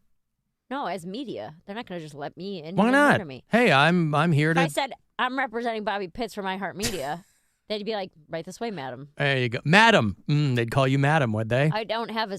I have a blazer and a pencil skirt. I could put a look together for this. Well, this is the new thing that Diddy's lawyers are throwing up for their consideration. Diddy has agreed to a ban on women coming to his house. He'll ban women. He will undergo weekly drug testing. He will not meet with anyone who could be considered a witness or a co-conspirator. The only women allowed into his home would be his mother and his baby's mama. He's already tried twice to get bail, and he has been denied both times because they consider him, and probably rightfully so, a flight risk. But there are, he's getting to Deshaun Watson levels of women who are coming out and filing lawsuits against him, and so it's making a lot of actors and performers and entertainers nervous. Because there's a lot of people who have partied with Diddy over the past couple of decades, and I'm sure they're all freaking out. What was going on when I was there? Was there something I missed? You know, a lot of people have pictures of them with their arms around Diddy. And it doesn't mean there's anything hinky going on with those people. But if you're one of those people, whether you're J-Lo or whether you're Ashton Kutcher or whether you're Kevin Hart, everybody is kind of puckering up down below, hoping that, you know, Diddy doesn't throw somebody under the bus. Because one of these women who has filed a lawsuit against him reportedly has given some videotape to her attorney that has some, quote, A-list celebrity in it doing some nasty things. Now, that might just be sensationalism, right? Might not be an A-lister. Or an A-lister from 20 years ago. Think about that, too. Fame is fleeting. You can't become unfamous, but you can become less famous. And somebody who was, imagine, think of somebody that you would never think of that would end up with the P. Diddy freak-off videotapes. You go, oh, my God. I mean, like one morning there's a story, and they're like, well, it was John Cryer the whole time. It was Ducky. And, you know, but that's not somebody whose, you know, career is going to be destroyed. Barbra Streisand. Barbra Streisand, yes, is in one of Diddy's freak-offs. They're running a train on Babs right there. Or Babs is running the train. Yeah. Straps on, straps in. Yup. They got her bent over the jacuzzi. Is she the "This One's for the Boys" guy? This one's for the boys. Or is that the "Give It Up with the Troops"? What's the Barbra Streisand song about boys? For the Boys was a Bette Midler movie. Bette Midler. All right. I don't know anything. Okay. Fair enough. Bette Midler. Bette Midler. They got Bette Midler. Yeah. They're like, hocus pocus, bitch. They got her bent over the jacuzzi. So, yeah. There's going to be somebody in one of these videotapes, and it might not be that exciting. You know, if there are a lot of people partied with Diddy, and I don't know that he's got any leverage. I think at this point, if he had any leverage with respect to throwing celebrities under the bus, because what's that going to get you? That's not going to get you anything. Oh, I have a videotape of Ashton Kutcher and some girl. They're going to be like, yeah, we don't care. We have a dozen women over here who said you were, you know, running a harem, and there's like fake viral videos going around about a tunnel under Diddy's house, and that's all. That. It's like a swim tunnel. People are sending it to me. I'm like, this is intercut with when they went into El Chapo's drug tunnels. That's not real. That's not under Diddy's house. No, the amount of stuff that is like altered or AI or something that like people just share. And it's terrifying. They're like, this is the thing. I'm like, oh man, yeah, you got. Please. Some of it is 1,000% fake, and you can tell. But a lot of people don't care. No. It's more fun for them to go, hey, check this out. Look what I found. So, in much the same way as you might mentally run a celebrity death pool, there's a celebrity Diddy pool to think about. And it might be Bette Midler. It could be. It might or be Barbra Streisand. But I mean, somebody, the last person you'd expect, but they turn out they're a huge freak, and you're like, wow, I wouldn't even imagine that they would know Diddy. Mr. Rogers. Like Yo-Yo Ma. Well, Mr. Rogers is dead. He's been dead for a minute. But he wasn't always dead. I take your point. That's true. Mr. Rogers was not always dead. I'm going to put that on the list. Very well could have been at a Diddy party 20 years ago. Yep. Won't you be my neighbor in this hot tub? Taking off more than that sweater vest. Mm-hmm. Let me introduce you to Daniel Tiger. That's what I call my penis. Yeah, all right, well, we'll see what happens. The king of make-believe, baby. That's right. That's what he's going to say about all those women. Yeah, they're all the queens of make-believe. Queens of make-believe. Just making up accusations. Yeah, I'm innocent. Hey, when I go to Mushroom Head Halloween, it is an annual tradition here in Northeast Ohio, and it's coming up again. Mushroom Head Halloween is Saturday the 26th at the Agora with Upon a Burning Body, There Is No Us, and more. It's always a big, big to-do. So I'll have a couple of tickets for you after the break. More money on the way, too. Next keyword for you to grab $1,000 from the Buzzard Bookie is coming up at 4:30. It's the Alan Cox Show. On our free iHeartRadio.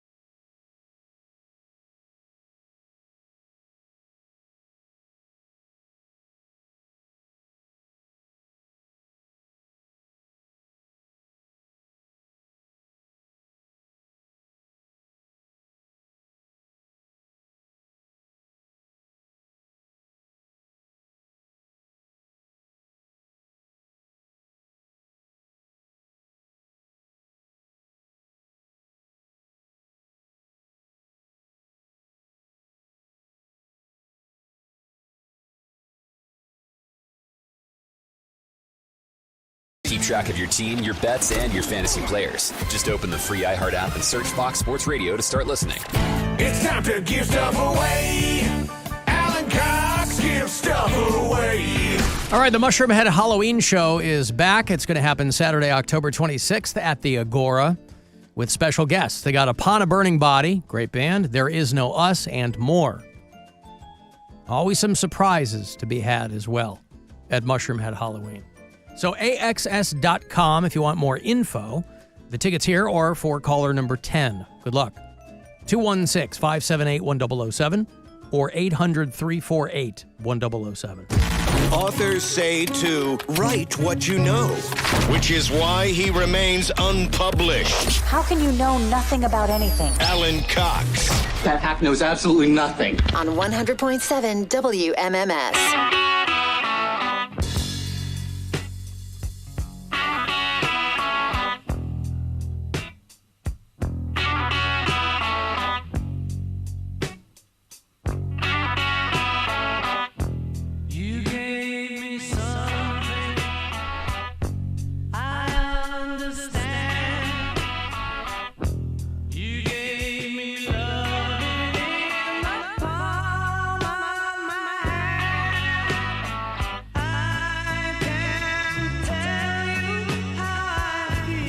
We got Hot Celebrity Goss with Perez Bilton in a minute, coming up here.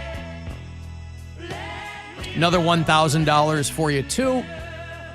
Just started back up again with a Buzzard bookie yesterday, so we're very front of all this. Plenty of keywords coming your way for you to grab a grand in the process. So about 6 or 7 minutes here. We'll do the next one.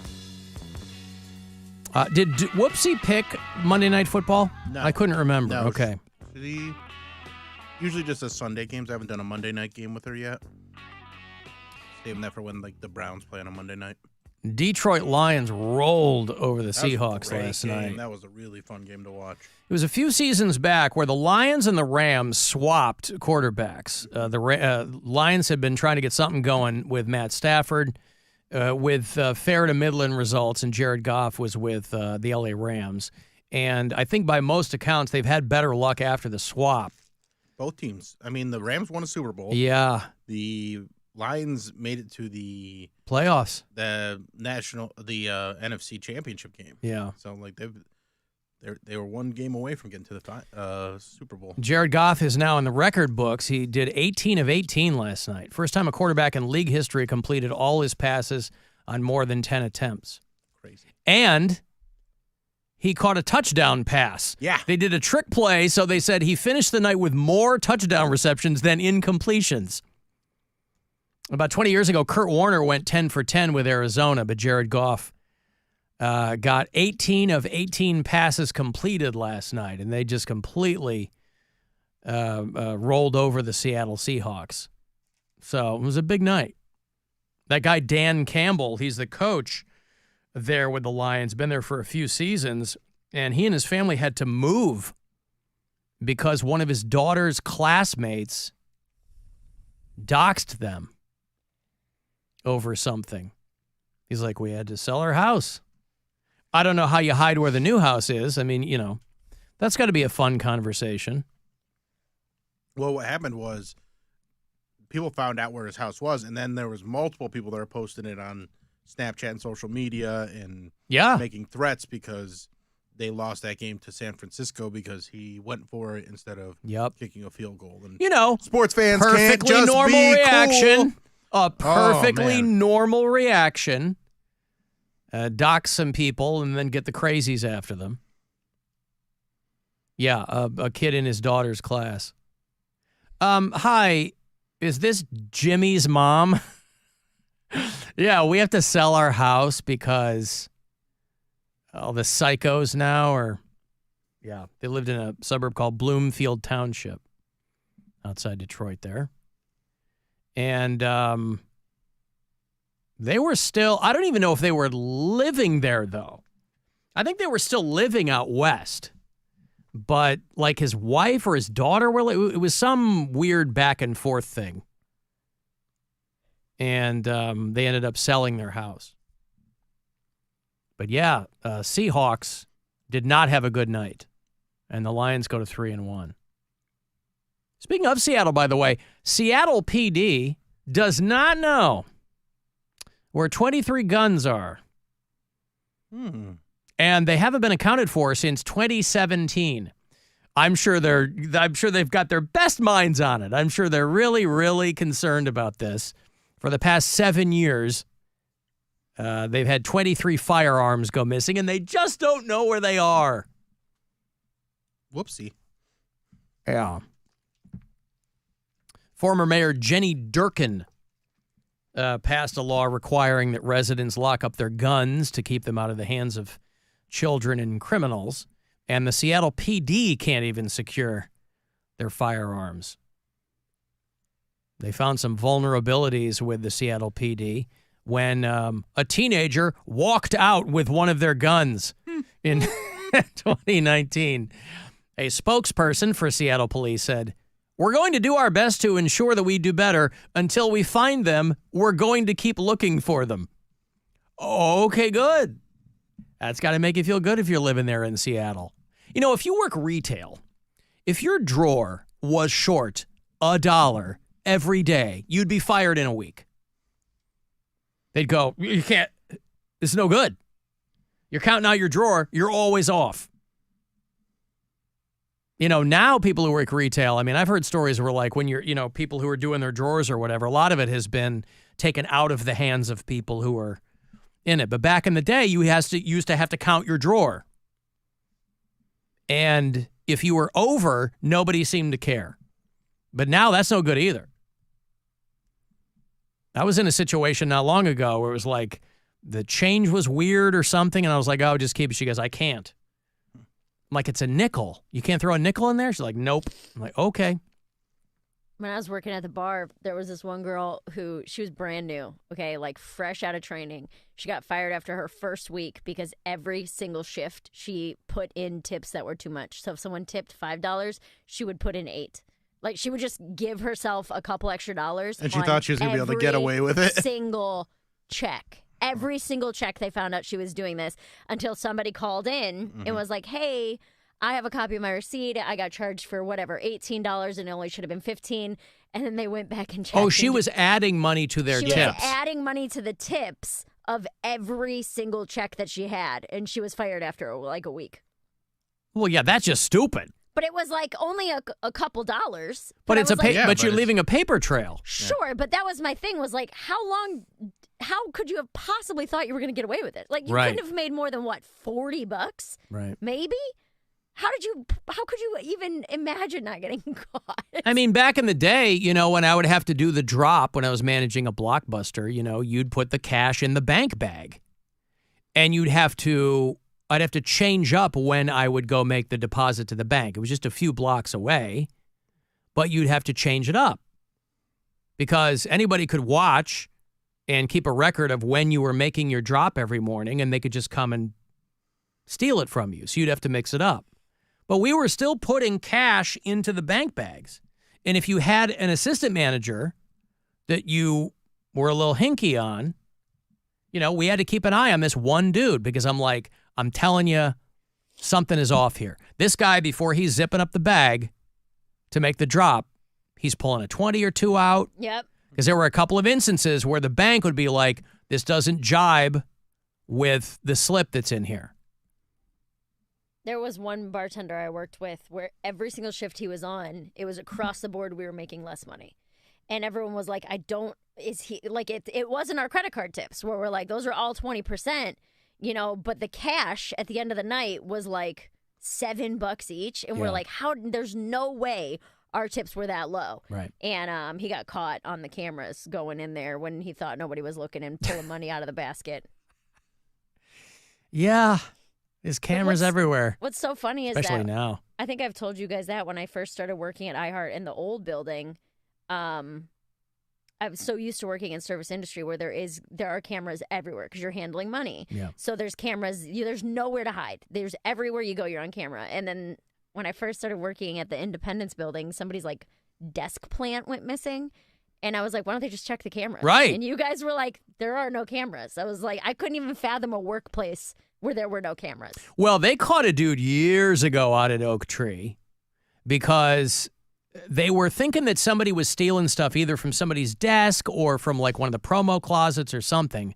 And somebody in an office across the way from that had set up like a webcam or something and caught the dude on camera and kicked his ass out. I was like, the stuff that people steal is so stupid. It's so dumb. It's not like there was money lying around. It wasn't money. It was just stuff. Yeah. Some people love stealing stuff, I guess. It's a rush of energy. You might get caught. I used to steal. Yeah, but nobody wants to get caught. Well, like, where's the rush? Like, if you get caught, you're in trouble. So no, it's the rush of not getting away caught. with it. It's Right, the rush of getting but- away with it. It's not even really about what you're stealing. I haven't really stolen anything since college, but I went through from the time I was a little kid. Like, I'll never forget the first time I ever got caught stealing. There were two. One by my parents. I stole a candy bar, and they made me take it back to the gas station and apologize. And then I got in trouble at school for stealing sticky tack off the back of posters. What is stick? Oh, like the like- yellow stuff? Yeah, like the stuff you put on posters and then you would put onto the concrete walls. Yeah, the so that adhesive to kind of, Yeah. You got in trouble for stealing that? So I don't know why I went through this. This had to have been kindergarten. I specifically remember stealing sticky tack. I was obsessed with it.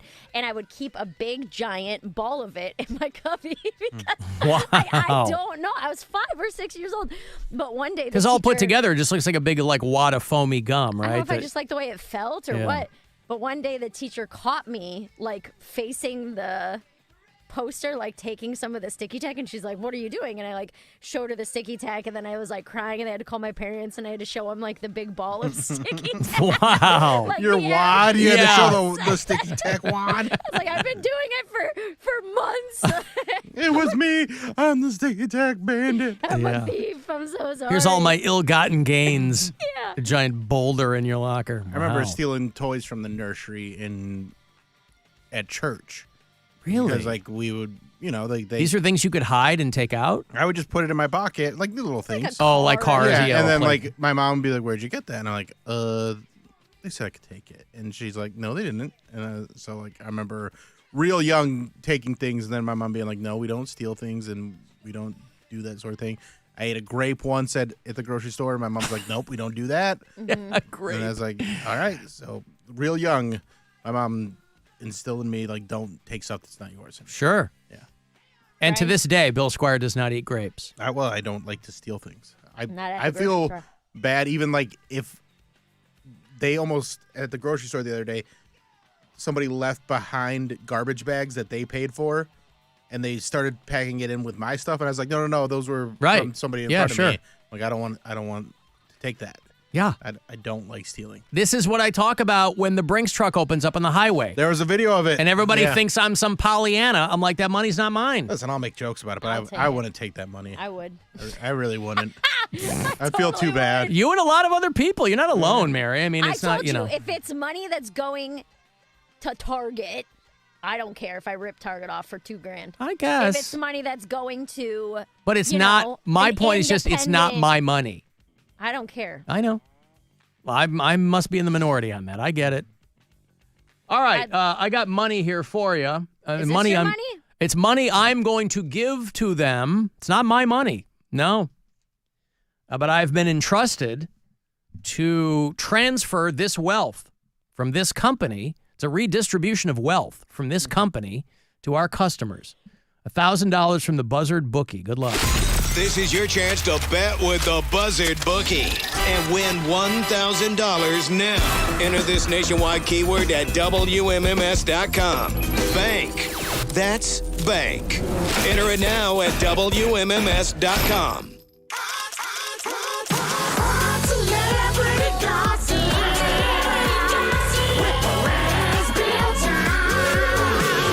This is Hot Celebrity Gossip with Perez Bilton.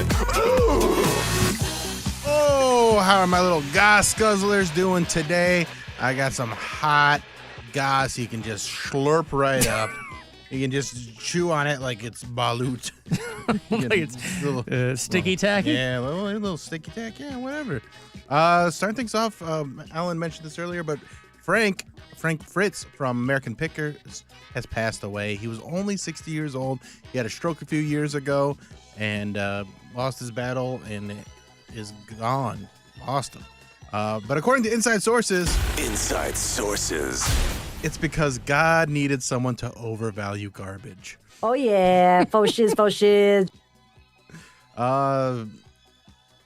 Bruce Willis's daughter, Tallulah, is an actress, and she has taken to social media to show that she is trying to spend as much time as she can with her father. She said the diagnosis of his dementia has been really hard on her, but she's finding ways to still connect with her father, even though it can be difficult at times. And according to inside sources, she says it's very important for her to connect with her father because she needs that power of attorney to make sure that she gets a good chunk of that will. Oh, yeah. Faux shiz, faux shiz. And this is a little bit different. There's an AI band called Girly Girl Productions, and they have all sorts of hits, and they're all about cocaine. Here's a little bit of one of them. I'm going to have Alan play right now.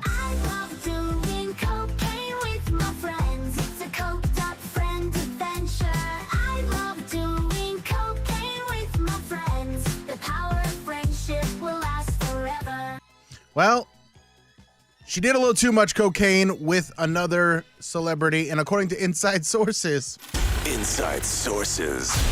that celebrity was Clippy, the paperclip from Microsoft Office, and Clippy has overdosed on cocaine and has passed away. So rest in peace, Clippy. So sad.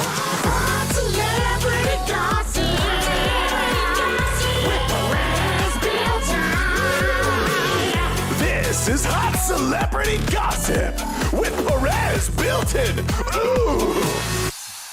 I do coke so I can work longer, so I can earn more, so I can do more coke. Does Clippy even have a nose? Like, how does he ingest through his cocaine? eyeballs? Oh my and God! Mouth. Oh, yeah, right through the membranes. Yeah. Oh, that's a good way. You get it fast. Have you heard any of these other Girly Girl production songs? No. Play 10 Drunk Cigarettes. All right, hold on. Let me bring it back up. I'm pretty sure it's not got swear words. Okay. Yeah. What's it called? 10 Drunk Cigarettes. Yeah, this is their biggest hit. These are AI songs. Yeah. That are created here. All right, let me bring this up. They're all about cocaine and being mad at men and like not needing a man. And this is just like a dude who put these together, or what? Yeah, I think it's like. Us girls are doing fine on our own. So if you're a man, leave us alone. Getting girls rich, yes, that's a part of my plan. And I can name 10 things us girls need before we ever need a man. 1 new vape, 2 lines of coke, 3 drinks from the bar, 4 more lines of coke, 5 guys fries, 6 hits of my blunt, 7 more lines of coke, 5 guys fries, 9 baby belts, and 10 drunk cigarettes. How about that? Girly Girl Productions. Mm-hmm. Seriously, I don't need anything from a man. All right. Just 5 more lines of coke. 5 more lines of coke. 4 more lines of coke. A lot of coke. 10 drunk cigarettes. 10 drunk cigarettes. New vape, 2 lines of coke, 3 drinks from the bar, 4 more lines of coke, 5 guys fries, 6 hits of my blunt, 7 more lines of coke, 8 pairs of shoes, 9 baby belts, and 10 drunk cigarettes. I mean, it is a banger. They know what they're doing over one, there. yeah. Yep. 10 drunk cigarettes. Take that, Ray. Mm-hmm. All right, I'm going to take a break here. If you want to send me a text for anything, 35192. You can email at alancoxshow.com for anything as well, and listen anywhere on the iHeartRadio app. This football season, bet with house money.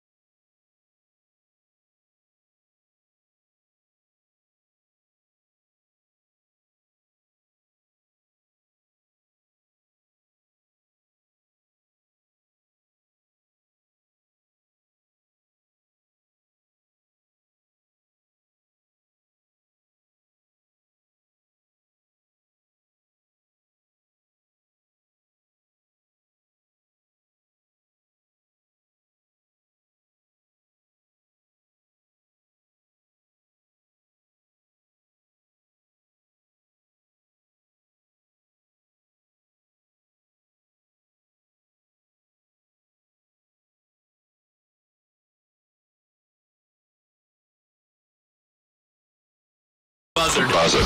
This is 100.7 WMMS. Cleveland. Now it's time to give stuff away. Time to give stuff away. All right, I want to go see Rise Against back on the road and coming to Cleveland in a few weeks. Sunday, October the 20th at the world-famous Agora. Go to agoracleveland.com for any and all shows over there. This pair of tickets for you, 2 for Rise Against. Be caller 10, and they're yours. Good luck. 216-578-1007 or 800-348-1007. If you ever get the feeling that he doesn't love you, don't you love me too? Feel again. Alan Cox on 100.7 WMMS.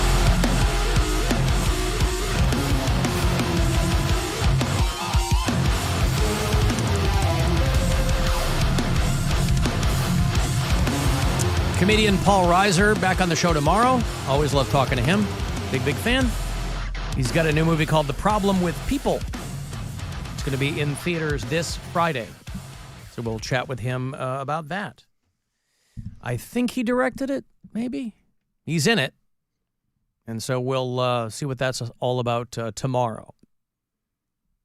That's another guy. That's one of the first comedians I remember, like, writing a book way back in the day. You know, Seinfeld did Sign Language. That was a huge seller. But Paul Reiser did a book called Couplehood. When it was a big deal to be at the very top of the New York Times bestseller list. Now you can kind of manipulate that because, you know, your publishing company could just buy all the copies. But back in the day, it was a big deal. So anyway, Paul Reiser on the show tomorrow. Jason Alexander on the show next week. And today, October 1, means that you're going to want to switch that promo code if you're going to buy anything from CLE Clothing Company. You want to start using the promo code ERIE, E-R-I-E, all through the month of October, which by my math, if I recall correctly, has 31 days because of Halloween. So Yeah, Erie they added it for Halloween. It was 30 days, and they're like, well, we need another one. Like, well, I guess Is that what it was? Yep. If you listen on iHeartRadio, tell me where you do that. You can always leave us messages there. Somebody has taken umbrage with Mary's comment. Perfect. Sean is in Indianapolis. Lenny listens in Mesa, Arizona. Annie is a listener in Ogden, Utah. John is a bureau chief in Sealy Lake, Montana. Tanya's in Clayton, North Carolina. I hope she's doing okay. Zach is in Asheville. Oof. And let me play this here for you. Look, I did have the hots for you, but not anymore because you said you would rip off Target, and that is anti-LGBTQ. I got a lesbian that's a sister that's a lesbian rather, and look, I'm not all about that, baby. Okay, you ripping off a community like that. You're anti-gay people. I don't buy that. I don't like that. How did he even make that jump? Because they have so much gay stuff. Because he's making it up. That's the guy who calls me a homosexual all the it's time. Like there's gay people everywhere. There's You're all kinds of gay stuff. anti-LGBT if you don't like Target. Yeah. I didn't say I don't like Target. I said if there was a Brinks truck on its way to a multi-billion-dollar corporation, If you like knew that was Target, Target's money, you wouldn't feel bad ripping I off would not Target. feel bad taking money out of an exploded Brinks Right. truck that was on its way to Target. Well, that's the guy who leaves all the messages from me calling me a homosexual. But he says that like It's out it's there a in bad Barberton. thing. Well, that's why it's strange. And he has He thinks he's making me feel bad. He's like, oh, I hurt your feelings. No, you didn't. Why would my feelings be hurt? He has a lesbian that's a sister. You heard him. I have a lesbian who's a sister. Oh, Alan, I just wanted to let you know I am so sorry for all the times I've called in to call you a homosexual. Oh, I am just so sorry. I really like you. I like the things you say. You're so interesting. I even watch reruns all night. I can't sleep. I watch YouTube just so I can see your beautiful homosexual face. I mean, I didn't mean that. You're not a homosexual. Yeah, you are. You're a homosexual. See, he's just always leaving messages for him. Homosexual. Yeah. So he's clearly, there's a fixation there It's definitely not the insult that he might think that it is. I don't know. And I think he's being cheeky, but it's an odd way to go about it. Anyway. Speaking of our bureau chiefs in the Carolinas there, I heard from Erica, who is in Florence, South Carolina. She emailed to let us know that they are okay. But she stepped in 2 different fire ant pits today. Ooh.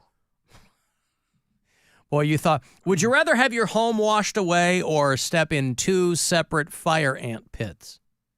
You know, because this water comes through, and again, I don't know what it was there in South Carolina, but the bulk of the attention being paid to this is in North Carolina, where people who live in mountain towns now have to be, they have been exposed to weather that they didn't think was anything that would ever hit them.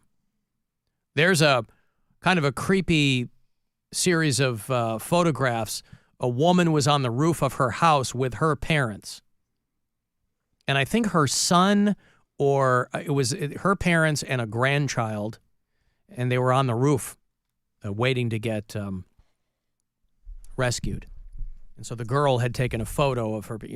Well, moments later, the roof collapses. The parents and the grandchild are washed away. Oh, no. Gosh. And the woman is still alive. She hung on to, just so happened, she was able to hold on to some piece of debris, but Erica stepped into fire ant pits. I'm left with burning ankles and bare feet until the ants can be evicted from my tennis shoes. P.S. Can you hit the post on Overkill by men by Men at Work? Remember Overkill? 100.7 WMMS. Brand new song here from Men at Work from Down Under. Colin Hay, the front man, got a wobbly eye over there. It's called Overkill on the Buzzard. It was a good song, boy. It is a good song. Yep. They haven't been a band for a long, long time, but Colin Hay will still come around and do solo shows. What band? He was at the Kent stage not long ago. What band sings that? Am I out of my head? Am I out of my mind? How could I have ever been Sister so Hazel? blind? No. It's I was waiting for an indication. That was a one-hit wonder, yeah? No, they had a couple songs. Oh. Hold on. Am I out of I can't remember it right now. I play the song all the time. Fastball. Yeah. This was sounds it like really Fastball? This song sounds like Fastball. Really? These are the guys, do you come from the land down under guys? Overkill was one of their other Listen songs. to how he's singing. This sounds just like Fastball. Okay. I mean, I believe you, but I would have never put those two things together. Yes, dude. It sounds like the same Really? song. Yeah. Which song? Oh, the... Out of my head. Was Out of My Head? But that's a mid-tempo song. This is an up-tempo song. I'm listening to the guy's voice. Oh. Yeah, there's a little bit of a similarity there. I always thought Overkill was an underrated song by them. They got a lot more attention for other singles. I liked Overkill a lot. Dude, he's the same trills.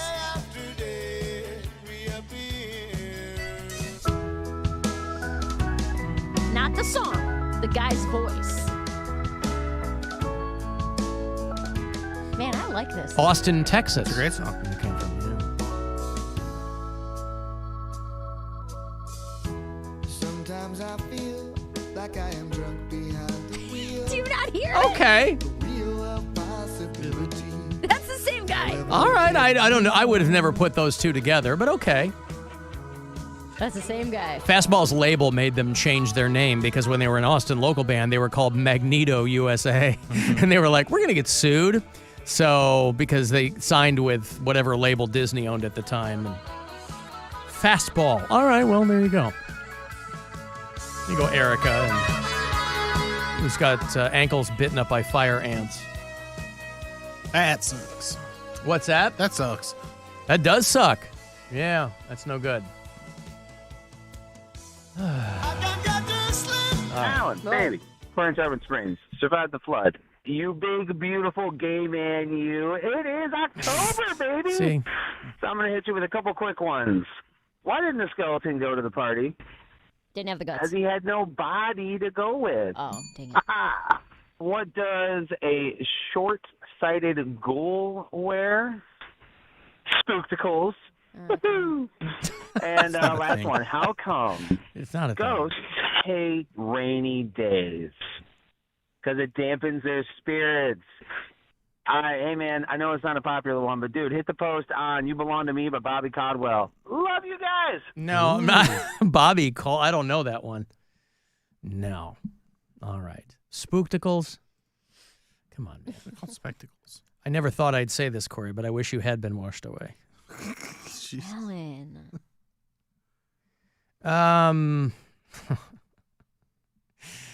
So speaking of bureau chiefs, I got a letter from Rodney.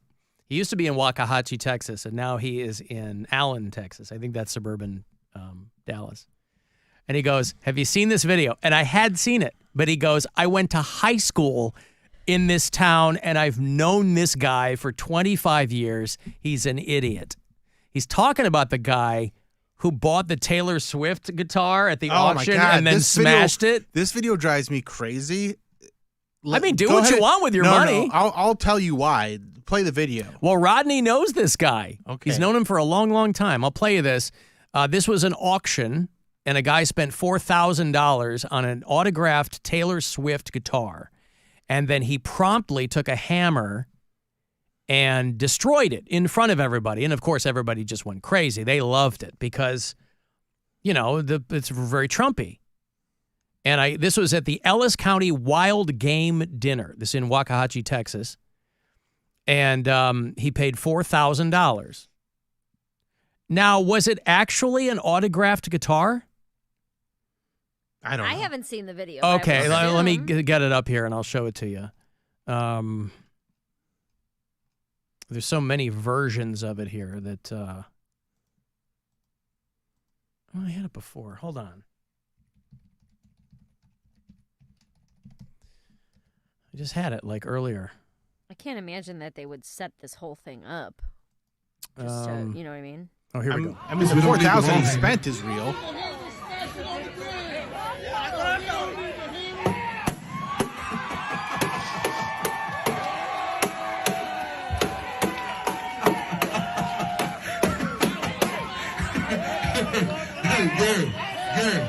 Gary. Now take that, hang up that busted thing. Yeah, it's like, now take it and do what you want to with it. And Okay, see, that's the problem I have, though, is there's hundreds, if not thousands, of videos of people smashing guitars, and nobody does it like that. There was no payoff on that. You want him to do it like Pete Townsend back in the day. You smash a guitar the way you smash the guitar. It's got a handle for a reason, and you can smash it, and then it looks cool. The strings the wood goes all over the place. It's a great bit. When he was smashing with the hammer, you don't even see it really doing anything to the head. No, it sucked. You want it to go wow, whoa, whoa. You want all the strings to spring off. Yeah, yeah. You're like you said. It's got a handle. What? You never seen a rock show before? Right. That's why it's so weird that he went up there and starts hitting it with a hammer when it's. Hey, where's my hammer? I want to destroy this guitar. What? It looks like he handed Cobain did it. He handed him the guitar and the hammer at the same time. Yeah. So maybe that was the idea behind it. Pay to destroy this guitar. Well, I don't know. Even if that's the idea behind it, you don't need a hammer to destroy a guitar. You smash it against the ground. Yeah. That's how people smash guitars. Now, the event itself was a fundraiser to support agricultural education for local youth. So it's all good. Listen, $4,000 is still in the till for this organization. A lot of the items that were auctioned off, tickets to see George Strait and Chris Stapleton, an African safari, a dove hunt.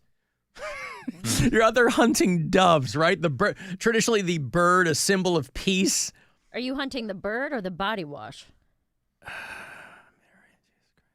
I gotta go. Or the chocolate. Right now, if you want me to. Yeah, you know what? I'm going to have Corey call back with more Halloween jokes if you're not careful. So a dove hunt down there. And a trip to the Kentucky Bourbon Trail. That's all good stuff. I've done it. One of the organizers said that the Swift guitar was a real autographed guitar and that guy had spent $4,000 on it. It's covered in images of Taylor Swift from her record-breaking Eras tour and a hammer. And then he takes, you smash it on the ground. Right. Maybe it looks so much cooler that way. Maybe he thought that would be too. I don't know. I bet he didn't even think about it. They handed him a hammer. Yeah. One event attendee said a Taylor Swift guitar had sold at another event unrelated to this, so it wasn't an unheard of type item to auction. When the man announced his intention to smash it, the camera phones all came out. This part of Texas leans heavily conservative, and the Biden administration isn't held in high regard. Is there a part of Texas other than Austin that doesn't?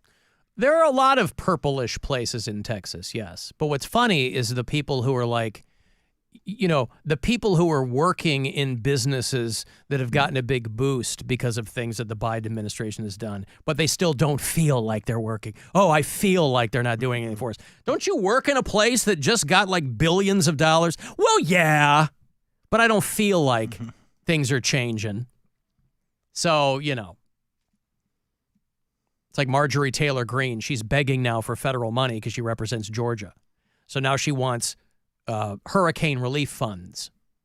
After these people vote against these kinds of bills, then they come hat in hand when something like this comes through. Ron DeSantis thinks that the biggest threat to the state of Florida is drag brunch and books with wieners in them or talking about them. Hand is out when the hurricane comes through, so don't worry, red states. All of the cities in the blue states will keep generating all the tax revenue that gets sent to you guys. You're welcome, because that's how it works. All the cities make the money, and then the red states get it when the hurricane washes everything away. When Marjorie Taylor Greene is voting against the people of Georgia, and then all of a sudden, everybody wants a taste. So, really forward-thinking people there. They just had another one of those. Votes on the resolution to keep the government funded.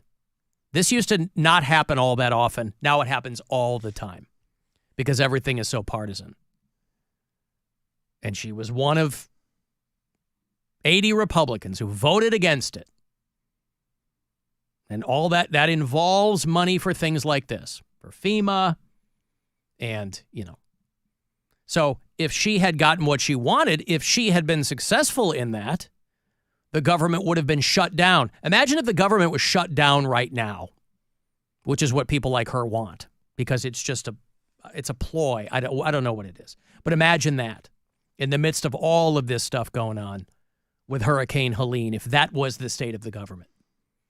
The federal workers were like home because the government was shut down. And so in the meantime, people like Marjorie Taylor Greene, who vote against these kinds of things, they're sending letters to, the Biden administration. Well, we really need these funds. And if it were Trump in there, if he wins again, something like this happens, he could be like, well, they didn't vote for me. You're not getting me any money. That's not the way Biden does things. He's like, these people are all Americans. They're in really, really bad shape. And obviously, they need the resources of the government. So it's pretty wild. And people like Marjorie Taylor Greene, people of her ilk, right? Matt Gaetz, he's another one down there. It's all the usual suspects. It's the people who are very, very happy to say that they voted against something. But then when there's money to be had, it's like a giant bowl of M&Ms. They want to walk by and grab a fistful. And it's true. Their constituents need a lot of help. So there's no reason that they shouldn't get that money. It's just so unbelievably disingenuous that it's frustrating for a lot of people who are in that whole pipeline. But the guy smashed the guitar with a hammer, and we can't look past that. That guy's house should be torn down just from that, just for his poor form. You want to go to the Factory of Terror? I'll have passes for you in a little bit. Factory of Terror is down there in Canton. It's a mile long. You're thinking to yourself, well, I love haunted houses. I love things of that nature. I don't need it to be a mile long. And they said, well, we're going to make it a mile long. How about that? Most people, they'd be happy with a half a mile long. They do it over a mile in length down there at the Factory of Terror. So I'll get you a couple of passes for that coming back. I want to text 35192. Want to watch? Go to the Alan Cox Show YouTube channel. It's the Alan Cox Show. Everywhere on our free iHeartRadio app. Or whatever smart device you have. Just tell it to play the Alan Cox Show on iHeartRadio. From the Universal Windows Direct Weather Center, WMMS Weather. A good chance of rain tonight, down to 54. Tomorrow, mostly sunny with a high of 66. Then sunny and warmer Thursday with a high of 75. This report is sponsored by Quality Water Systems. Tired of foul-tasting water or stubborn stains? A whole home water treatment system can help. Visit drinkquality.com today and save $125 on a system from Quality Water Systems. Enjoy fresh, clean water throughout your home.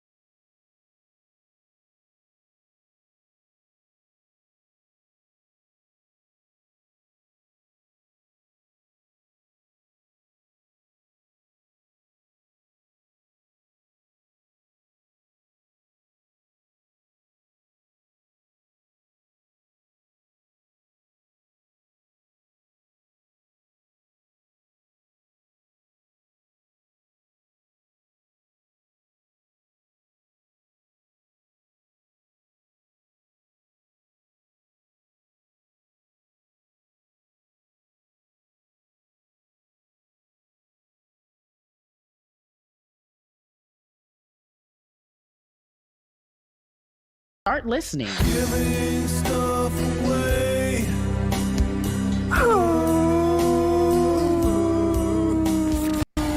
I want to get your Halloween on down Canton Way. The Factory of Terror is back. 5 full attractions totaling over a mile in length. Unbelievable scenery, jaw-dropping special effects, terrifying actors. Checks all the boxes. Tickets info, all that, FOTOhio.com. 2 passes here for you and a pal. Factory of Terror in Canton. Good luck, caller 10.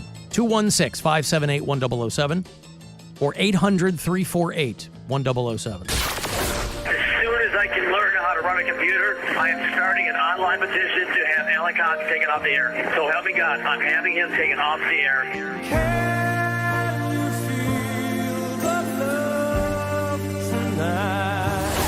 The Alan Cox Show on 100.7 WMMS.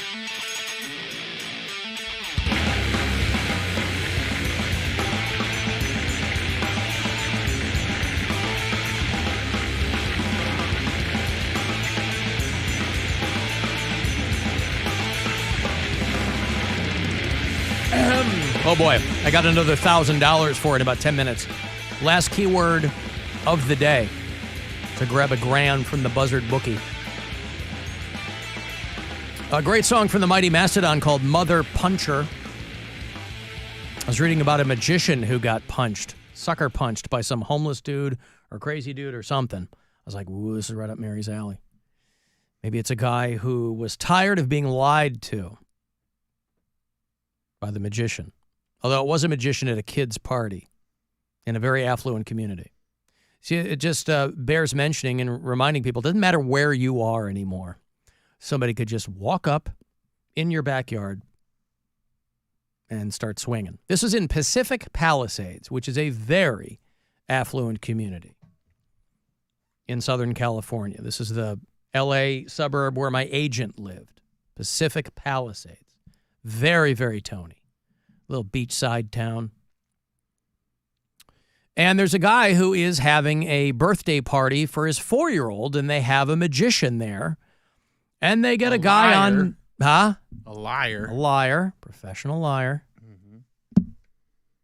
A local performer, California Joe, the explorer magician, was performing a pirate-themed magic act. About 60 guests at the house. 4-year-old's birthday.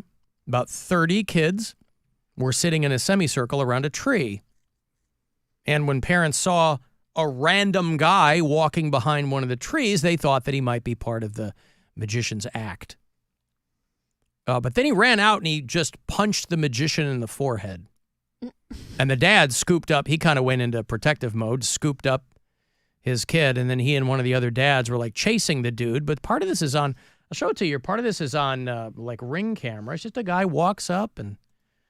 Hey, is this your house, house? Yo, dude, I heard you. Was that you, man? Because you kind of look like Steven. The door was still open. When I turned around to close it, this guy came up and started wailing on me. In the middle of his performance, a strange man kind of came from behind and sucker punched him, and then kind of situated himself in between the magician and, I don't know, 20 kids, including my daughter, whose birthday it was. Yeah, that guy's just trying to have a birthday party for his kid. That's so weird. That guy just walks up. Hey, man. And maybe he was on mushrooms or something. Mushrooms doesn't make you do that. Mushrooms can make you do anything, Mary. The guy didn't know what he was doing. You don't think mushrooms would make somebody freak out and run up and punch a magician in the head? No, I feel like mushrooms are like a crying drug. They're like a... Yeah, for you they are. No, get in touch with like your ego and your emotions and like For mushrooms you they are. I've never heard of someone taking mushrooms and getting violent. Well, it You like happens. want to lay in the grass and connect to the trees. Maybe he thought he was punching a tree. The father of the birthday girl said the magician took the punch like a champ. He was only sorry that he didn't get to finish the show. But they got the guy, so he's awaiting formal charges, I guess. But boy, I couldn't help but think, I don't think she's a very violent person, but our own Mary Santora, who hates magicians of any stripe, had to be a part of her brain that would watch this and go, yes, got him. Right? Listen, I'm not condoning violence against anybody, but what I am saying is I get it. Right. She's like, this guy, he comes out of nowhere. It wasn't even one of the party Chris goers. Rock, like, I ain't saying a hood of woman, but I understand it. Right. Yeah, so they think that this is the same guy who hit two other people. They early, like down the street or something. There was somebody who came out of their house and was grabbing a package that was on their porch, and the dude walks up and punches them, and then left their house, and then found his way to the kids' party and punched the magician in the head. This poor pirate-themed magician. Just out there trying to do his, it's a nice area, Pacific Palisades. The Rustic Canyon Recreational Park nearby.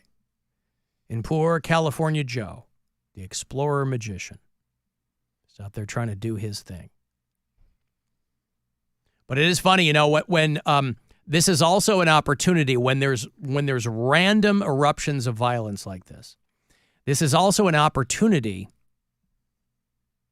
for people like this dad to kick some ass. And everybody's pent up about something, and you are in the right, because this is somebody who attacked someone at your house, and you're fearful for, all the kids and people that are in attendance. You don't know what this guy's got on him. One person described the suspect as looking like a dad who took mushrooms. Now, I don't know what that means. I don't know what a dad who took mushrooms looked like. But that's how this guy described him. But when you catch up with the guy, I have to think that the dad just wailed on the dude. Oh, yeah. Get him back for the magician. Because as you know, magicians are pacifists. That's why they're in magic. Pass a fist right into your face. They are. Although, I showed you that piece of video there. And again, the headline is pretty clickbaity. Panic in the Palisades as a madman goes on a rampage. Oh, come on. Yeah. I wouldn't call that a rampage. Punched one guy. That's not a rampage. They punched a couple people. Punched the guy that was picking up the package. Punched 3 people. He punched an elderly man. And he attacked the magician at the 4-year-old's birthday party. And they want to know more. They want to know who this guy is. Put this guy behind bars. Because that's what it is now. You have people, there's cameras everywhere, so Ring cameras and whatever, and then they go, we need help identifying this person. Then the internet does their thing, and that's how they find out who these people are. Alan, you guys were talking about stealing from work. I worked at a pizza shop for a long time, and there's an easy way around that whole cash drawer thing. We would take delivery orders on carbon paper, order tickets. Okay, well, this is a long time ago, it sounds like. This is low tech. Yeah. Then we would clip a few delivery tickets, throw them away, take the money out of the delivery bag, and give the shop the difference. I'd walk out with $75 every couple days. Wait, I don't understand. I don't think I do either. But I think he means, when you used to run the carbon copy slips for like credit cards and things like that, you would have a transaction on all of them, but maybe he would pitch this is one like or two someone of them. telling us how they robbed a bank or like a stagecoach. Like, this isn't how things work anymore. No, but when systems go down, there are places that go back to those carbon copy. They have one of those old credit card machines. Because these things go down all the time now, and they're like, well, I'm not going to stop running my business because the friggin' thing's down. I haven't seen someone use that even when they'll go cash only. We had them at the one bar I worked at. We called them knuckle busters. Because when you put the they credit hurt. card in there and you have to like take it back and forth, and if you push a little too far and your hand goes over the edge of that, ooh. Yeah. Malice in the Palisades. Even that was 10 years ago. The last time I saw or used one of those. Yeah, it's been a while. Alan, mushrooms just made that dude chop his dong off. Yeah? That guy in Austria. That's against yourself, and that's what I mean. It's like it makes you go. I feel like mushrooms make you go inside. They make you think about you and your issues and how you can solve yourself and what's going on with your. That's what I've always associated a mushroom trip with. I've never thought of a mushroom trip as outward explosions and violence and things like that. My thought is always that any drug can make any person do anything. I guess. Because, again, it depends on where your frame of mind is. But not, though, because there's certain characteristics of drugs. Like, no one's going to take Coke and pass out on the subway. Like, that's an up drug. If you found someone asleep on the ground, you wouldn't look at them and be like, probably cocaine. And I think you're probably 90% right, but I just think about people who, like, process alcohol differently. Or, there's going to be people who process every substance differently. You might have that one guy who passes out after doing cocaine. Now, again, that would be an extraordinarily small minority, but all you need's one running around, punching magicians in the head. One of our Pittsburgh bureau chiefs. Best mushrooms I ever took were punchy shrooms. I fought an entire bar full of people laughing hysterically the whole time. That's crazy. Ended up in the hospital with a fractured skull, but it was a lot of fun. Yeah, I mean, that's, I've done mushrooms twice, and both times they made me, like, very, very, very introspective. Yeah, I think that's probably what 90% of people, yes. Yeah, and if you mix, maybe if you're mixing, too, you take mushrooms and you're drunk, or you're mushrooms and Coke, things can get a little sideways.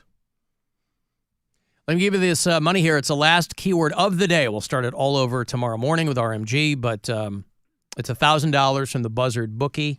You get these all day long. Last one is right now, so I hope to get you in under the wire here. Good luck. This is your chance to bet with the Buzzard bookie and win $1,000 now. Enter this nationwide keyword at WMMS.com. Bills. That's bills. Enter it now at WMMS.com. Hey, Joy. Hello, Alan. How are you? Oh, great. How about you? Hanging in. Just wanted to make a comment. Mushrooms being a psychotropic drug absolutely has everything to do with the frame of mind that you are when you set into your journey. It can absolutely make you violent or anything else. I mean, I guess, sure. I'm just saying, anyone I've ever met who's been like a mushroom guy is always so chill and always like, yeah, I use this to like help me work through my problems, and I take mushrooms to get a different perspective. But have you ever been around the people that, prepare for other people's trips? You have things like coloring books or modeling clay or, things to help bring the people back if they're setting out on a branch that they may not necessarily want to be on. No, I've never had a mushroom shaman. I've never had someone... Yeah, Joy, are you a drug doula or what? Not me, an ex of mine, but... Yeah, okay. I have done it a couple of times, and yes, one time I was not in a great frame of mind on somebody, and it had some definitely intrusive thoughts. Yeah. But you've never punched a magician or anything like that? Oh, not to anybody else. No, my violence always got taken out in the backyard on something inanimate, like... Joy would take a hammer to a guitar, right, just back there in the backyard. All right, thank you, Joy. Yep, no problem. What do you think about that, Mary? Whatever, dude. You're right. Whatever, dude. Ain't nobody gonna tell me how to live. That's right. Frame of mind is everything. Frame o' mind. My head hurts. I can't breathe out of my nose. What are you talking about? I don't know what you're talking mushrooms about. make you punchy. Mushrooms make you punchy. Yep, that's good. Mushrooms made Mario start busting bricks and stomping turtles. Think about that. That is the first exposure any kid has to illicit substances. Mario Kart. Donkey Kong. Hey, Eric. I'm here. What's up? You are glossing over the biggest conspiracy, I think, in a long time. Ooh, tell me. Bill, you're not allowed to mention. The longshoremen go on strike last night at midnight Oh, and wait, Chris Christopherson dies the night before or the day before. He would have gotten the longest trucking convoy across the USA to get those packages delivered. Yeah, you're saying that the rubber duck going teats up has got something to do with the Longshoremen's Association. What do you think, Bill? You're not allowed to answer because you haven't seen the movie. Then I won't. No, don't you think it's kind of ironic? I'm not a conspiracy theorist, but kind of parallel that he dies and then they go on strike. I think it's a 1,000% coincidental. Do you think that maybe they were waiting? Do you think that they had advance notice that he was going to cack out? I'm thinking possibly, but I'm not a conspiracy theorist. Oh, and by the way, I would punch a clown in the nose. Mm-hmm. But no, I'm telling you, coincidence? I think not. Okay, well, you know what? I'm going to take that with a grain of salt, Eric. You might be right. You might be onto something. I'd like you to do a bit more research, though, and report your findings back to me, okay? Play the song.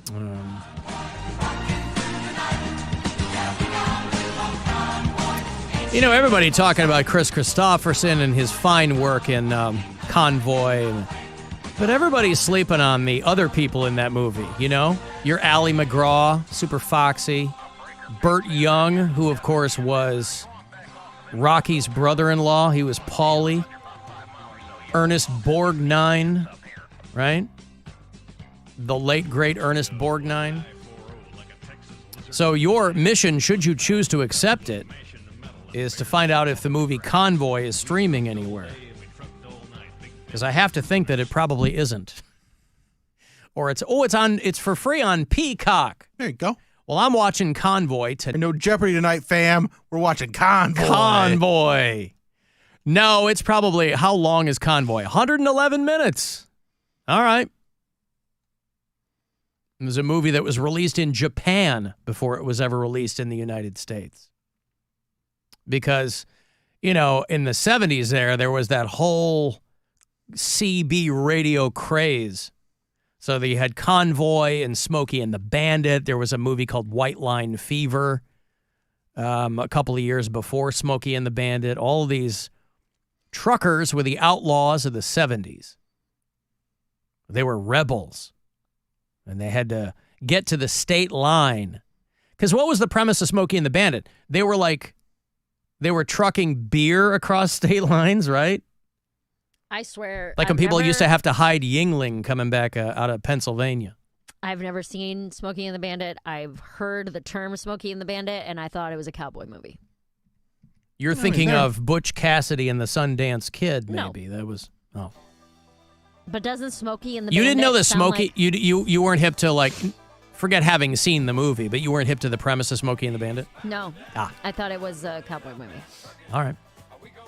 Well, Sam Peckinpah was the guy who directed the movie Convoy. And this was a guy back in the day who was... he made a lot of movies. Yes, he did. He was a very highly regarded action director. Mm-hmm. His movies were marked by a lot of blood, a lot of bullets, you know. Yeah. And he did Convoy. It was his second to last movie. I remember I saw a movie called The Osterman Weekend that was his actual last film, and it was more along the lines of those spy bullet blood movies. Did he do Dirty Harry? Peckinpah. No, I don't think so. The Wild Bunch was the one that he was kind of most associated with. He did Straw Dogs, that original Straw Dogs with Dustin Hoffman. All right. That was a good one. But no, he didn't do Dirty Harry. Anywho, you should watch Smokey and the Bandit, Mary. No, don't tell me what to do.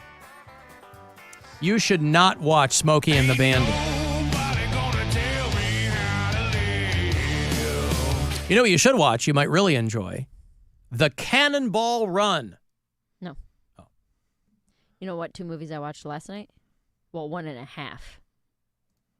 I watched the second half of Inside Out 2 because I had only seen the first half and it was streaming on Disney+. Yeah, we watched that again this weekend. Sobbing. Oh, yeah? Oh, my God. Huh. Dude, I have anxiety. And so, like, it's those movies. Cartoon makes you cry? Well, it's a movie about feelings, and they break it down in such an elementary way that when you look at it, and it's like the emotion joy is trying to protect Riley, the kid, from anxiety because anxiety doesn't actually love her. I'm Right. like, this is about my life. Right? But I only had like maybe a half hour or 40 minutes left of it, so I watched that, and then in the suggested you may like, Mrs. Doubtfire was down there, so then I watched Mrs. Doubtfire while I dozed off to bed. I don't know how those two are related, but Inside Out to Mrs. Doubtfire. it was in the picks for Pretty you. emotional movie. Okay. Yeah. Mrs. Doubtfire is. Mrs. Doubtfire is great. It was so good. I forgot how funny that movie Oh, is. he's very funny. I also forget, watching it as a kid, you're like, okay, this is how adults do things. And then you see that the first date that he goes on with the mom, he invites all the kids, and it's... Who, Pierce Brosnan? Yeah, Pierce Brosnan. It's like, all right, that's a weird way to... No, it's not the first date. She has him over to meet the kids as the first date. Okay, and then... And then they go Then to they his... go to dinner. No, then they go to his country club. Okay. And then they go to dinner.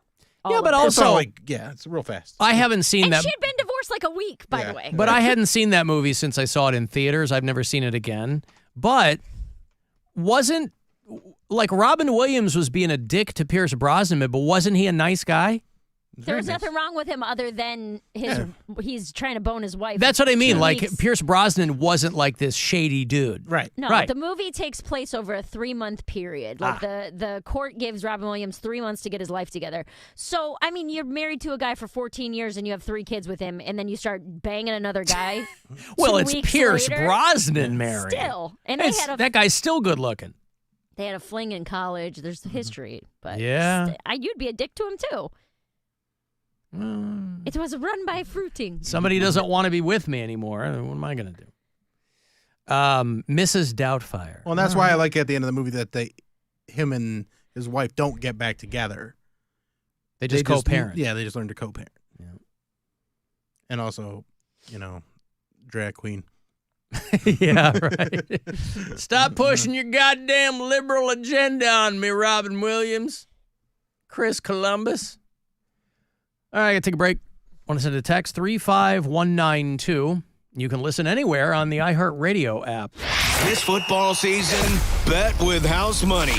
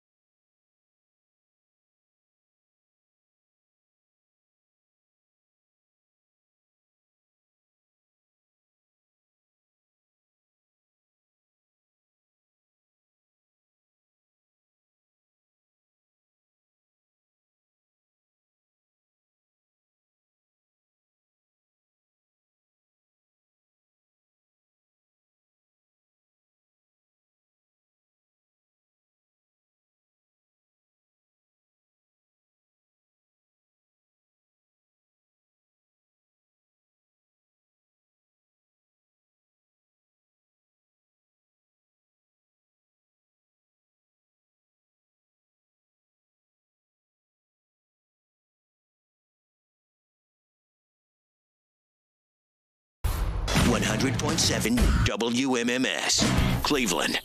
Call the Alan Cox Show. My name's Alan Cox, and my show sucks. 216-578-1007 or 1-800-348-1007. You're going to get the Corey Roddick experience tonight around 6:30. Still no info on the Guardians? Yeah. What are we waiting for with them? See who we're playing? Yeah. When do we find that out? It's a 3-game series, so I'm sure that game's over by now. See who won that first game. Oh, they're still playing. Who's still playing? The Tigers? Tigers and Detroit. Detroit won, so we'll find out. Oh, I thought everybody wrapped up. Was this? Were they playing a wild card game? What are they doing? It was a wild card. Started today. Oh. So I thought that stuff had all been locked in. It finally occurred to me. I'm like, what are we waiting for? They're playing the games now. Right. Okay. So yeah, Detroit took a 1-0 lead over Houston, which I'd rather play Detroit than Houston. Right. And then I'm going to say that, and then we're going to get beat by Detroit, and then we'll be like, crap, we should play Houston. Well, 3-1 is the final. Yeah. Yeah. Oh, 1-0. Yeah, I see what you mean. 1-0 yeah, in the series. Yeah. Okay. Best of 3. Gotcha. And so then they will play them again tomorrow afternoon. And come Guardians playoff time, of course, we will find out if we will be preempted. But that first game is going to be Saturday. The second one, Monday. Both of them here at home at Progressive Field. Paul Reiser on the show tomorrow. He's got a film that's going to open everywhere on, well, this says the 3rd, so that would be Thursday. We're out Thursday and Friday. We'll talk to Paul Reiser tomorrow. It's called The Problem with People. And so we'll catch up with him. Jason Alexander will be on the show next week. I will also next week have tickets for you to see Dane Cook. If you're a Dane Cook fan, he is doing the end of this month at the Akron Civic Theater. He's on the Fresh New Flavor Tour. I'll have more tickets for you to join Bill at the Oddfellows 2nd Annual Halloween Bash and Costume Contest. That's in Medina. What are the Oddfellows? I'm sorry? You don't know? It's like an organization. You know that? Oh. I don't know. At first, I thought that was the name of the place, but that's not the place. It's Common Ground in Medina. Like an Elk Lodge or something? Yeah, something like that. Gotcha. A production called One Dark Night. They call it a rock symphony of the macabre. That's going to be at the Agora on October the 18th. I'll have those tickets for you next week. Want to go see Guar? We're going to hook you up. And then the Haunted Schoolhouse and Laboratory in Akron. Look at your phone real quick. Just because. Okay. So we had talked about something last week. I wanted to make sure that was still happening. I don't see anything there. I want to know. You don't see the message that I replied to? Oh, because you delete all your messages. I do. Why isn't anybody including me? Because it's not about you, Mary. All right. I don't know what it's about, but I'm but screenshotting it. It's not in the group chat, There. okay? Send it to the group chat. Okay. He's going to send it to me. Yes, tomorrow, yes. Okay, yeah. Tell me right now. John Is it Brown. About me? No. John Brown. I mean, you know in the song Bad Boys by Inner Circle, they go, Bad Boys, what you gonna do when Sheriff John Brown come for you? That guy is coming in tomorrow. John Brown's a local Cleveland comedian. Sheriff John Brown. He's not a sheriff. He's not? He's a comedian. Doesn't he call himself the Sheriff of Comedy? No, we actually call him Crockpot. Elected, not appointed? He's Crockpot John Brown. Okay. Or John Crockpot Brown. But well, you're vouching for him. Yeah, I don't know anything about him. He's a funny dude. He's headlining the Funny Stop on Thursday for the first time. And so I was like, you know what? Is he also an abolitionist? No, but he's got a joke about that. Okay. Is he black? No, white. I'm liking this less and less, Mary. Okay, hey, how do you feel now that you found out? Fine. Boy, you're FOMO. I don't like not knowing things. Yeah, you know John, though, right? That tracks. You know John, though. Yeah, no, I know Okay, John. I all love drama. I want to know everything all the time. I'm a gossip. Why? And I want to know it all. It's so irrelevant most times. Like, why do you want to know everything? It is. It's exciting. To fill your brain with useless about other people? But it doesn't fill it. It, like, entertains you for a second, and then I'll Does forget it? about it in 5 minutes. Yeah, absolutely, yeah. Yeah, but then to go to the lengths to try to find everything out all the time, like, Sounds exhausting. I found out, so there was a comedy festival this past weekend that my roommate was at, and she met a mutual friend. She met a friend of mine that I've known for a long time in comedy, and apparently this person has just gotten a divorce, and I didn't know that. And I was like, are you sure? I'm like, Group they chat. were married. I was like, they were married a long time. She goes, well, they're sleeping with the person who was at X club this past weekend. I was like, for real? And I was like, so then I spent like all this time going through and trying to But what does that look do at for both of you? Their Instagrams. You're looking at their Instagrams? Yeah, to see if they like came public with it, because I But then didn't know what? that they had gotten divorced. Yeah, but you already know. But I didn't know. But now you do. And now she wants to know what happened, and she wants to know all the details. My and- roommate didn't know Yeah. anything because she's like, I just met the person. I'm not going to ask them a bunch of questions about their personal life. Oh, okay, I got it. Is this a person I know? I don't think so. think Okay. so. All right. Yeah.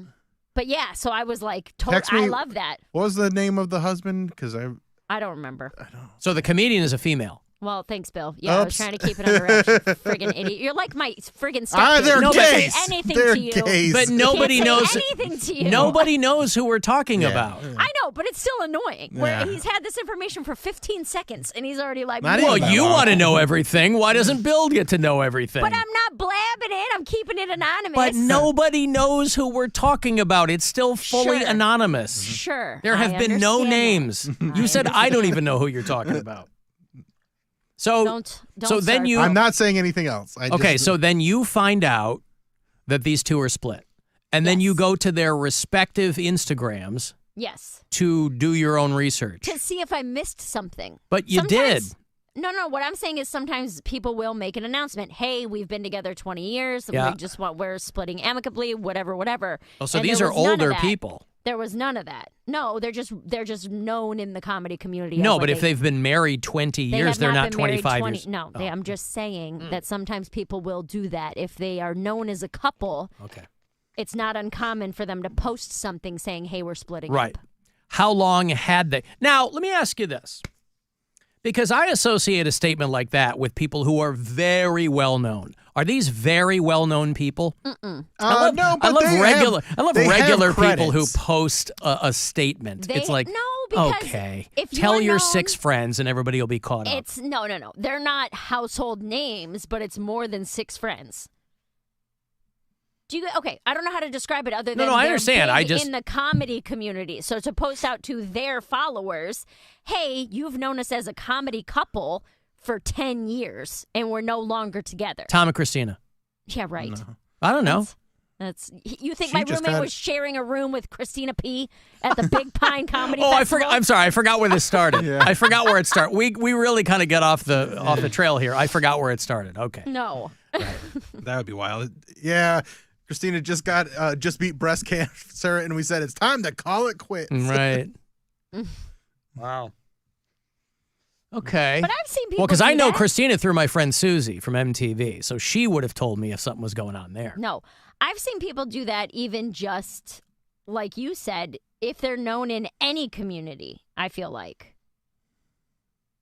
Yeah, Hey, but you I guys think are, you I guys think are I'm used to seeing us out together, and you're not going to see us out together I think anymore. I'm pretty well known in this community, and I would not put out a statement on Instagram if Gwen and I were getting a divorce. Yeah, but you're also not very public with your relationship. Are It's these people? Yes, it's people who have public relationships. I see. That are like, hey, we're a thing. You've known us as a collab.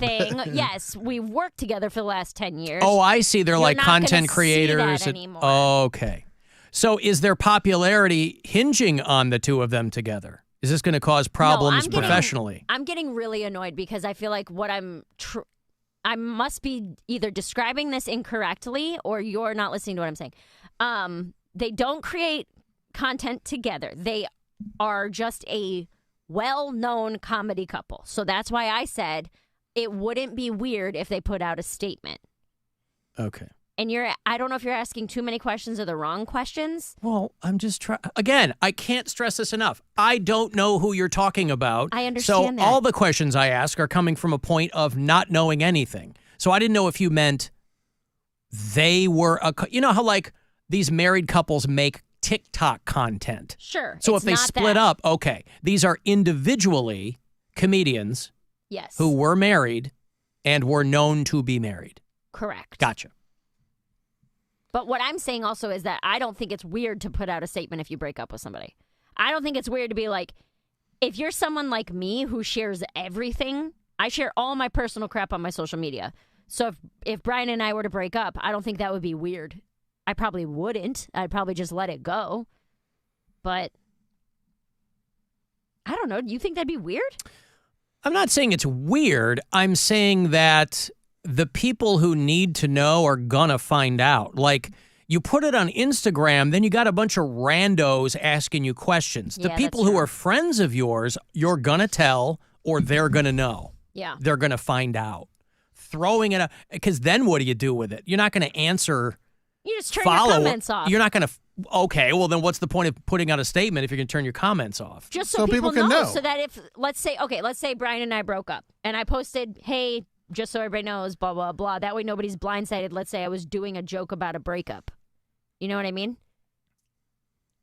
Yeah, I guess. I mean, I never make announcements. I guess it comes down to how much we breakups. really think people care about what's going on in our life. Like somebody's going to go, oh my God, did Mary make a joke about a breakup? She go, yes, that's... Of course. You do realize that's like 90% of my followers do that crap. I understand. I'm just saying their life is not going to change if you don't put out a statement. They're going to go, oh, Mary and Brian broke up.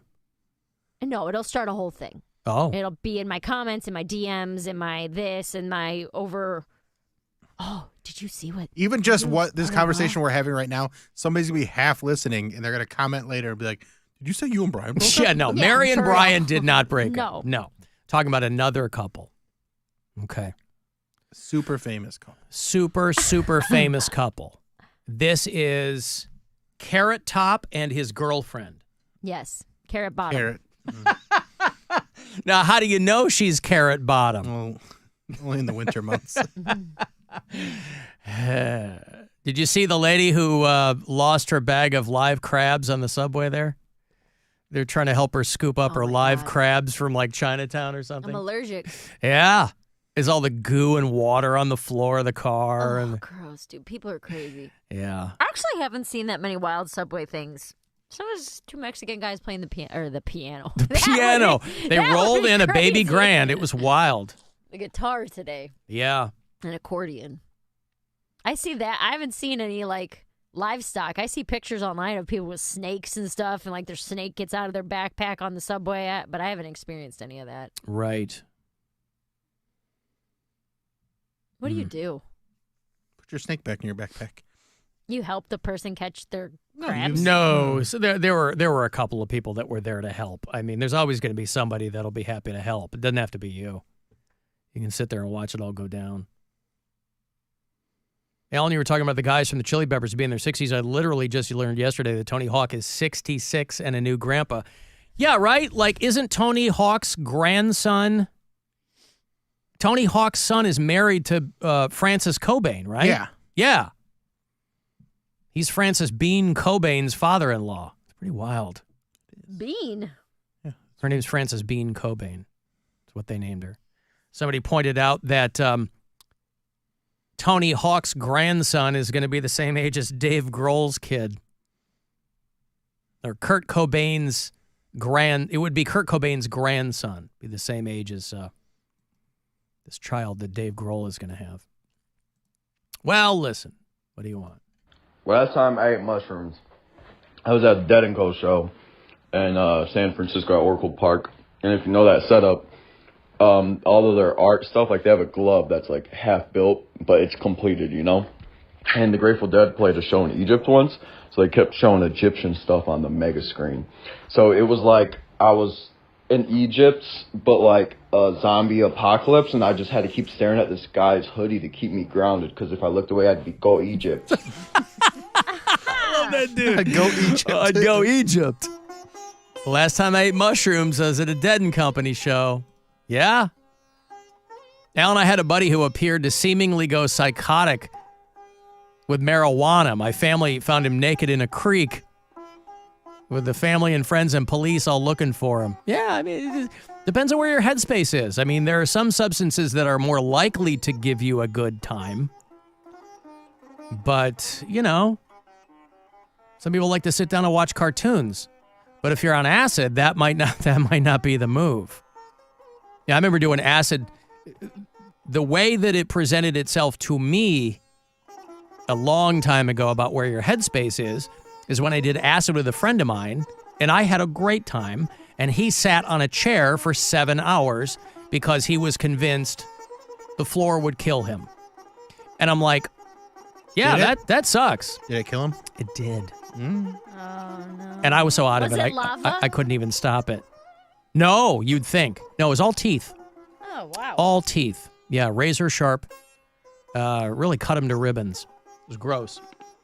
But, yeah. Oh, hey, we got to go. I want to get the hell out of here. Oh, yeah. Corey Roddick is on the way next.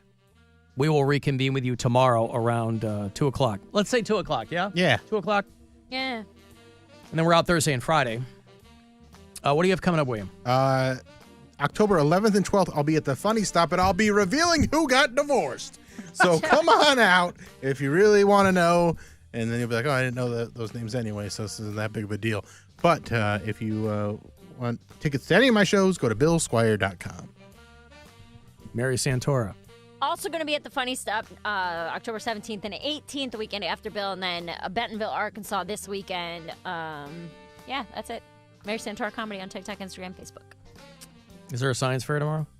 Yeah, you want there to be? And Whoopsie's Picks are tomorrow, too. Oh, Whoopsie's Picks, yeah. Yeah, because we're going to be out I'll do the Thursday. science fair. What do we want to do?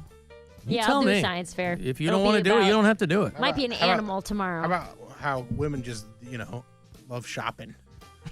The science of women and shopping? Yes, the science of women be shopping. Okay, we'll see what I can come up with.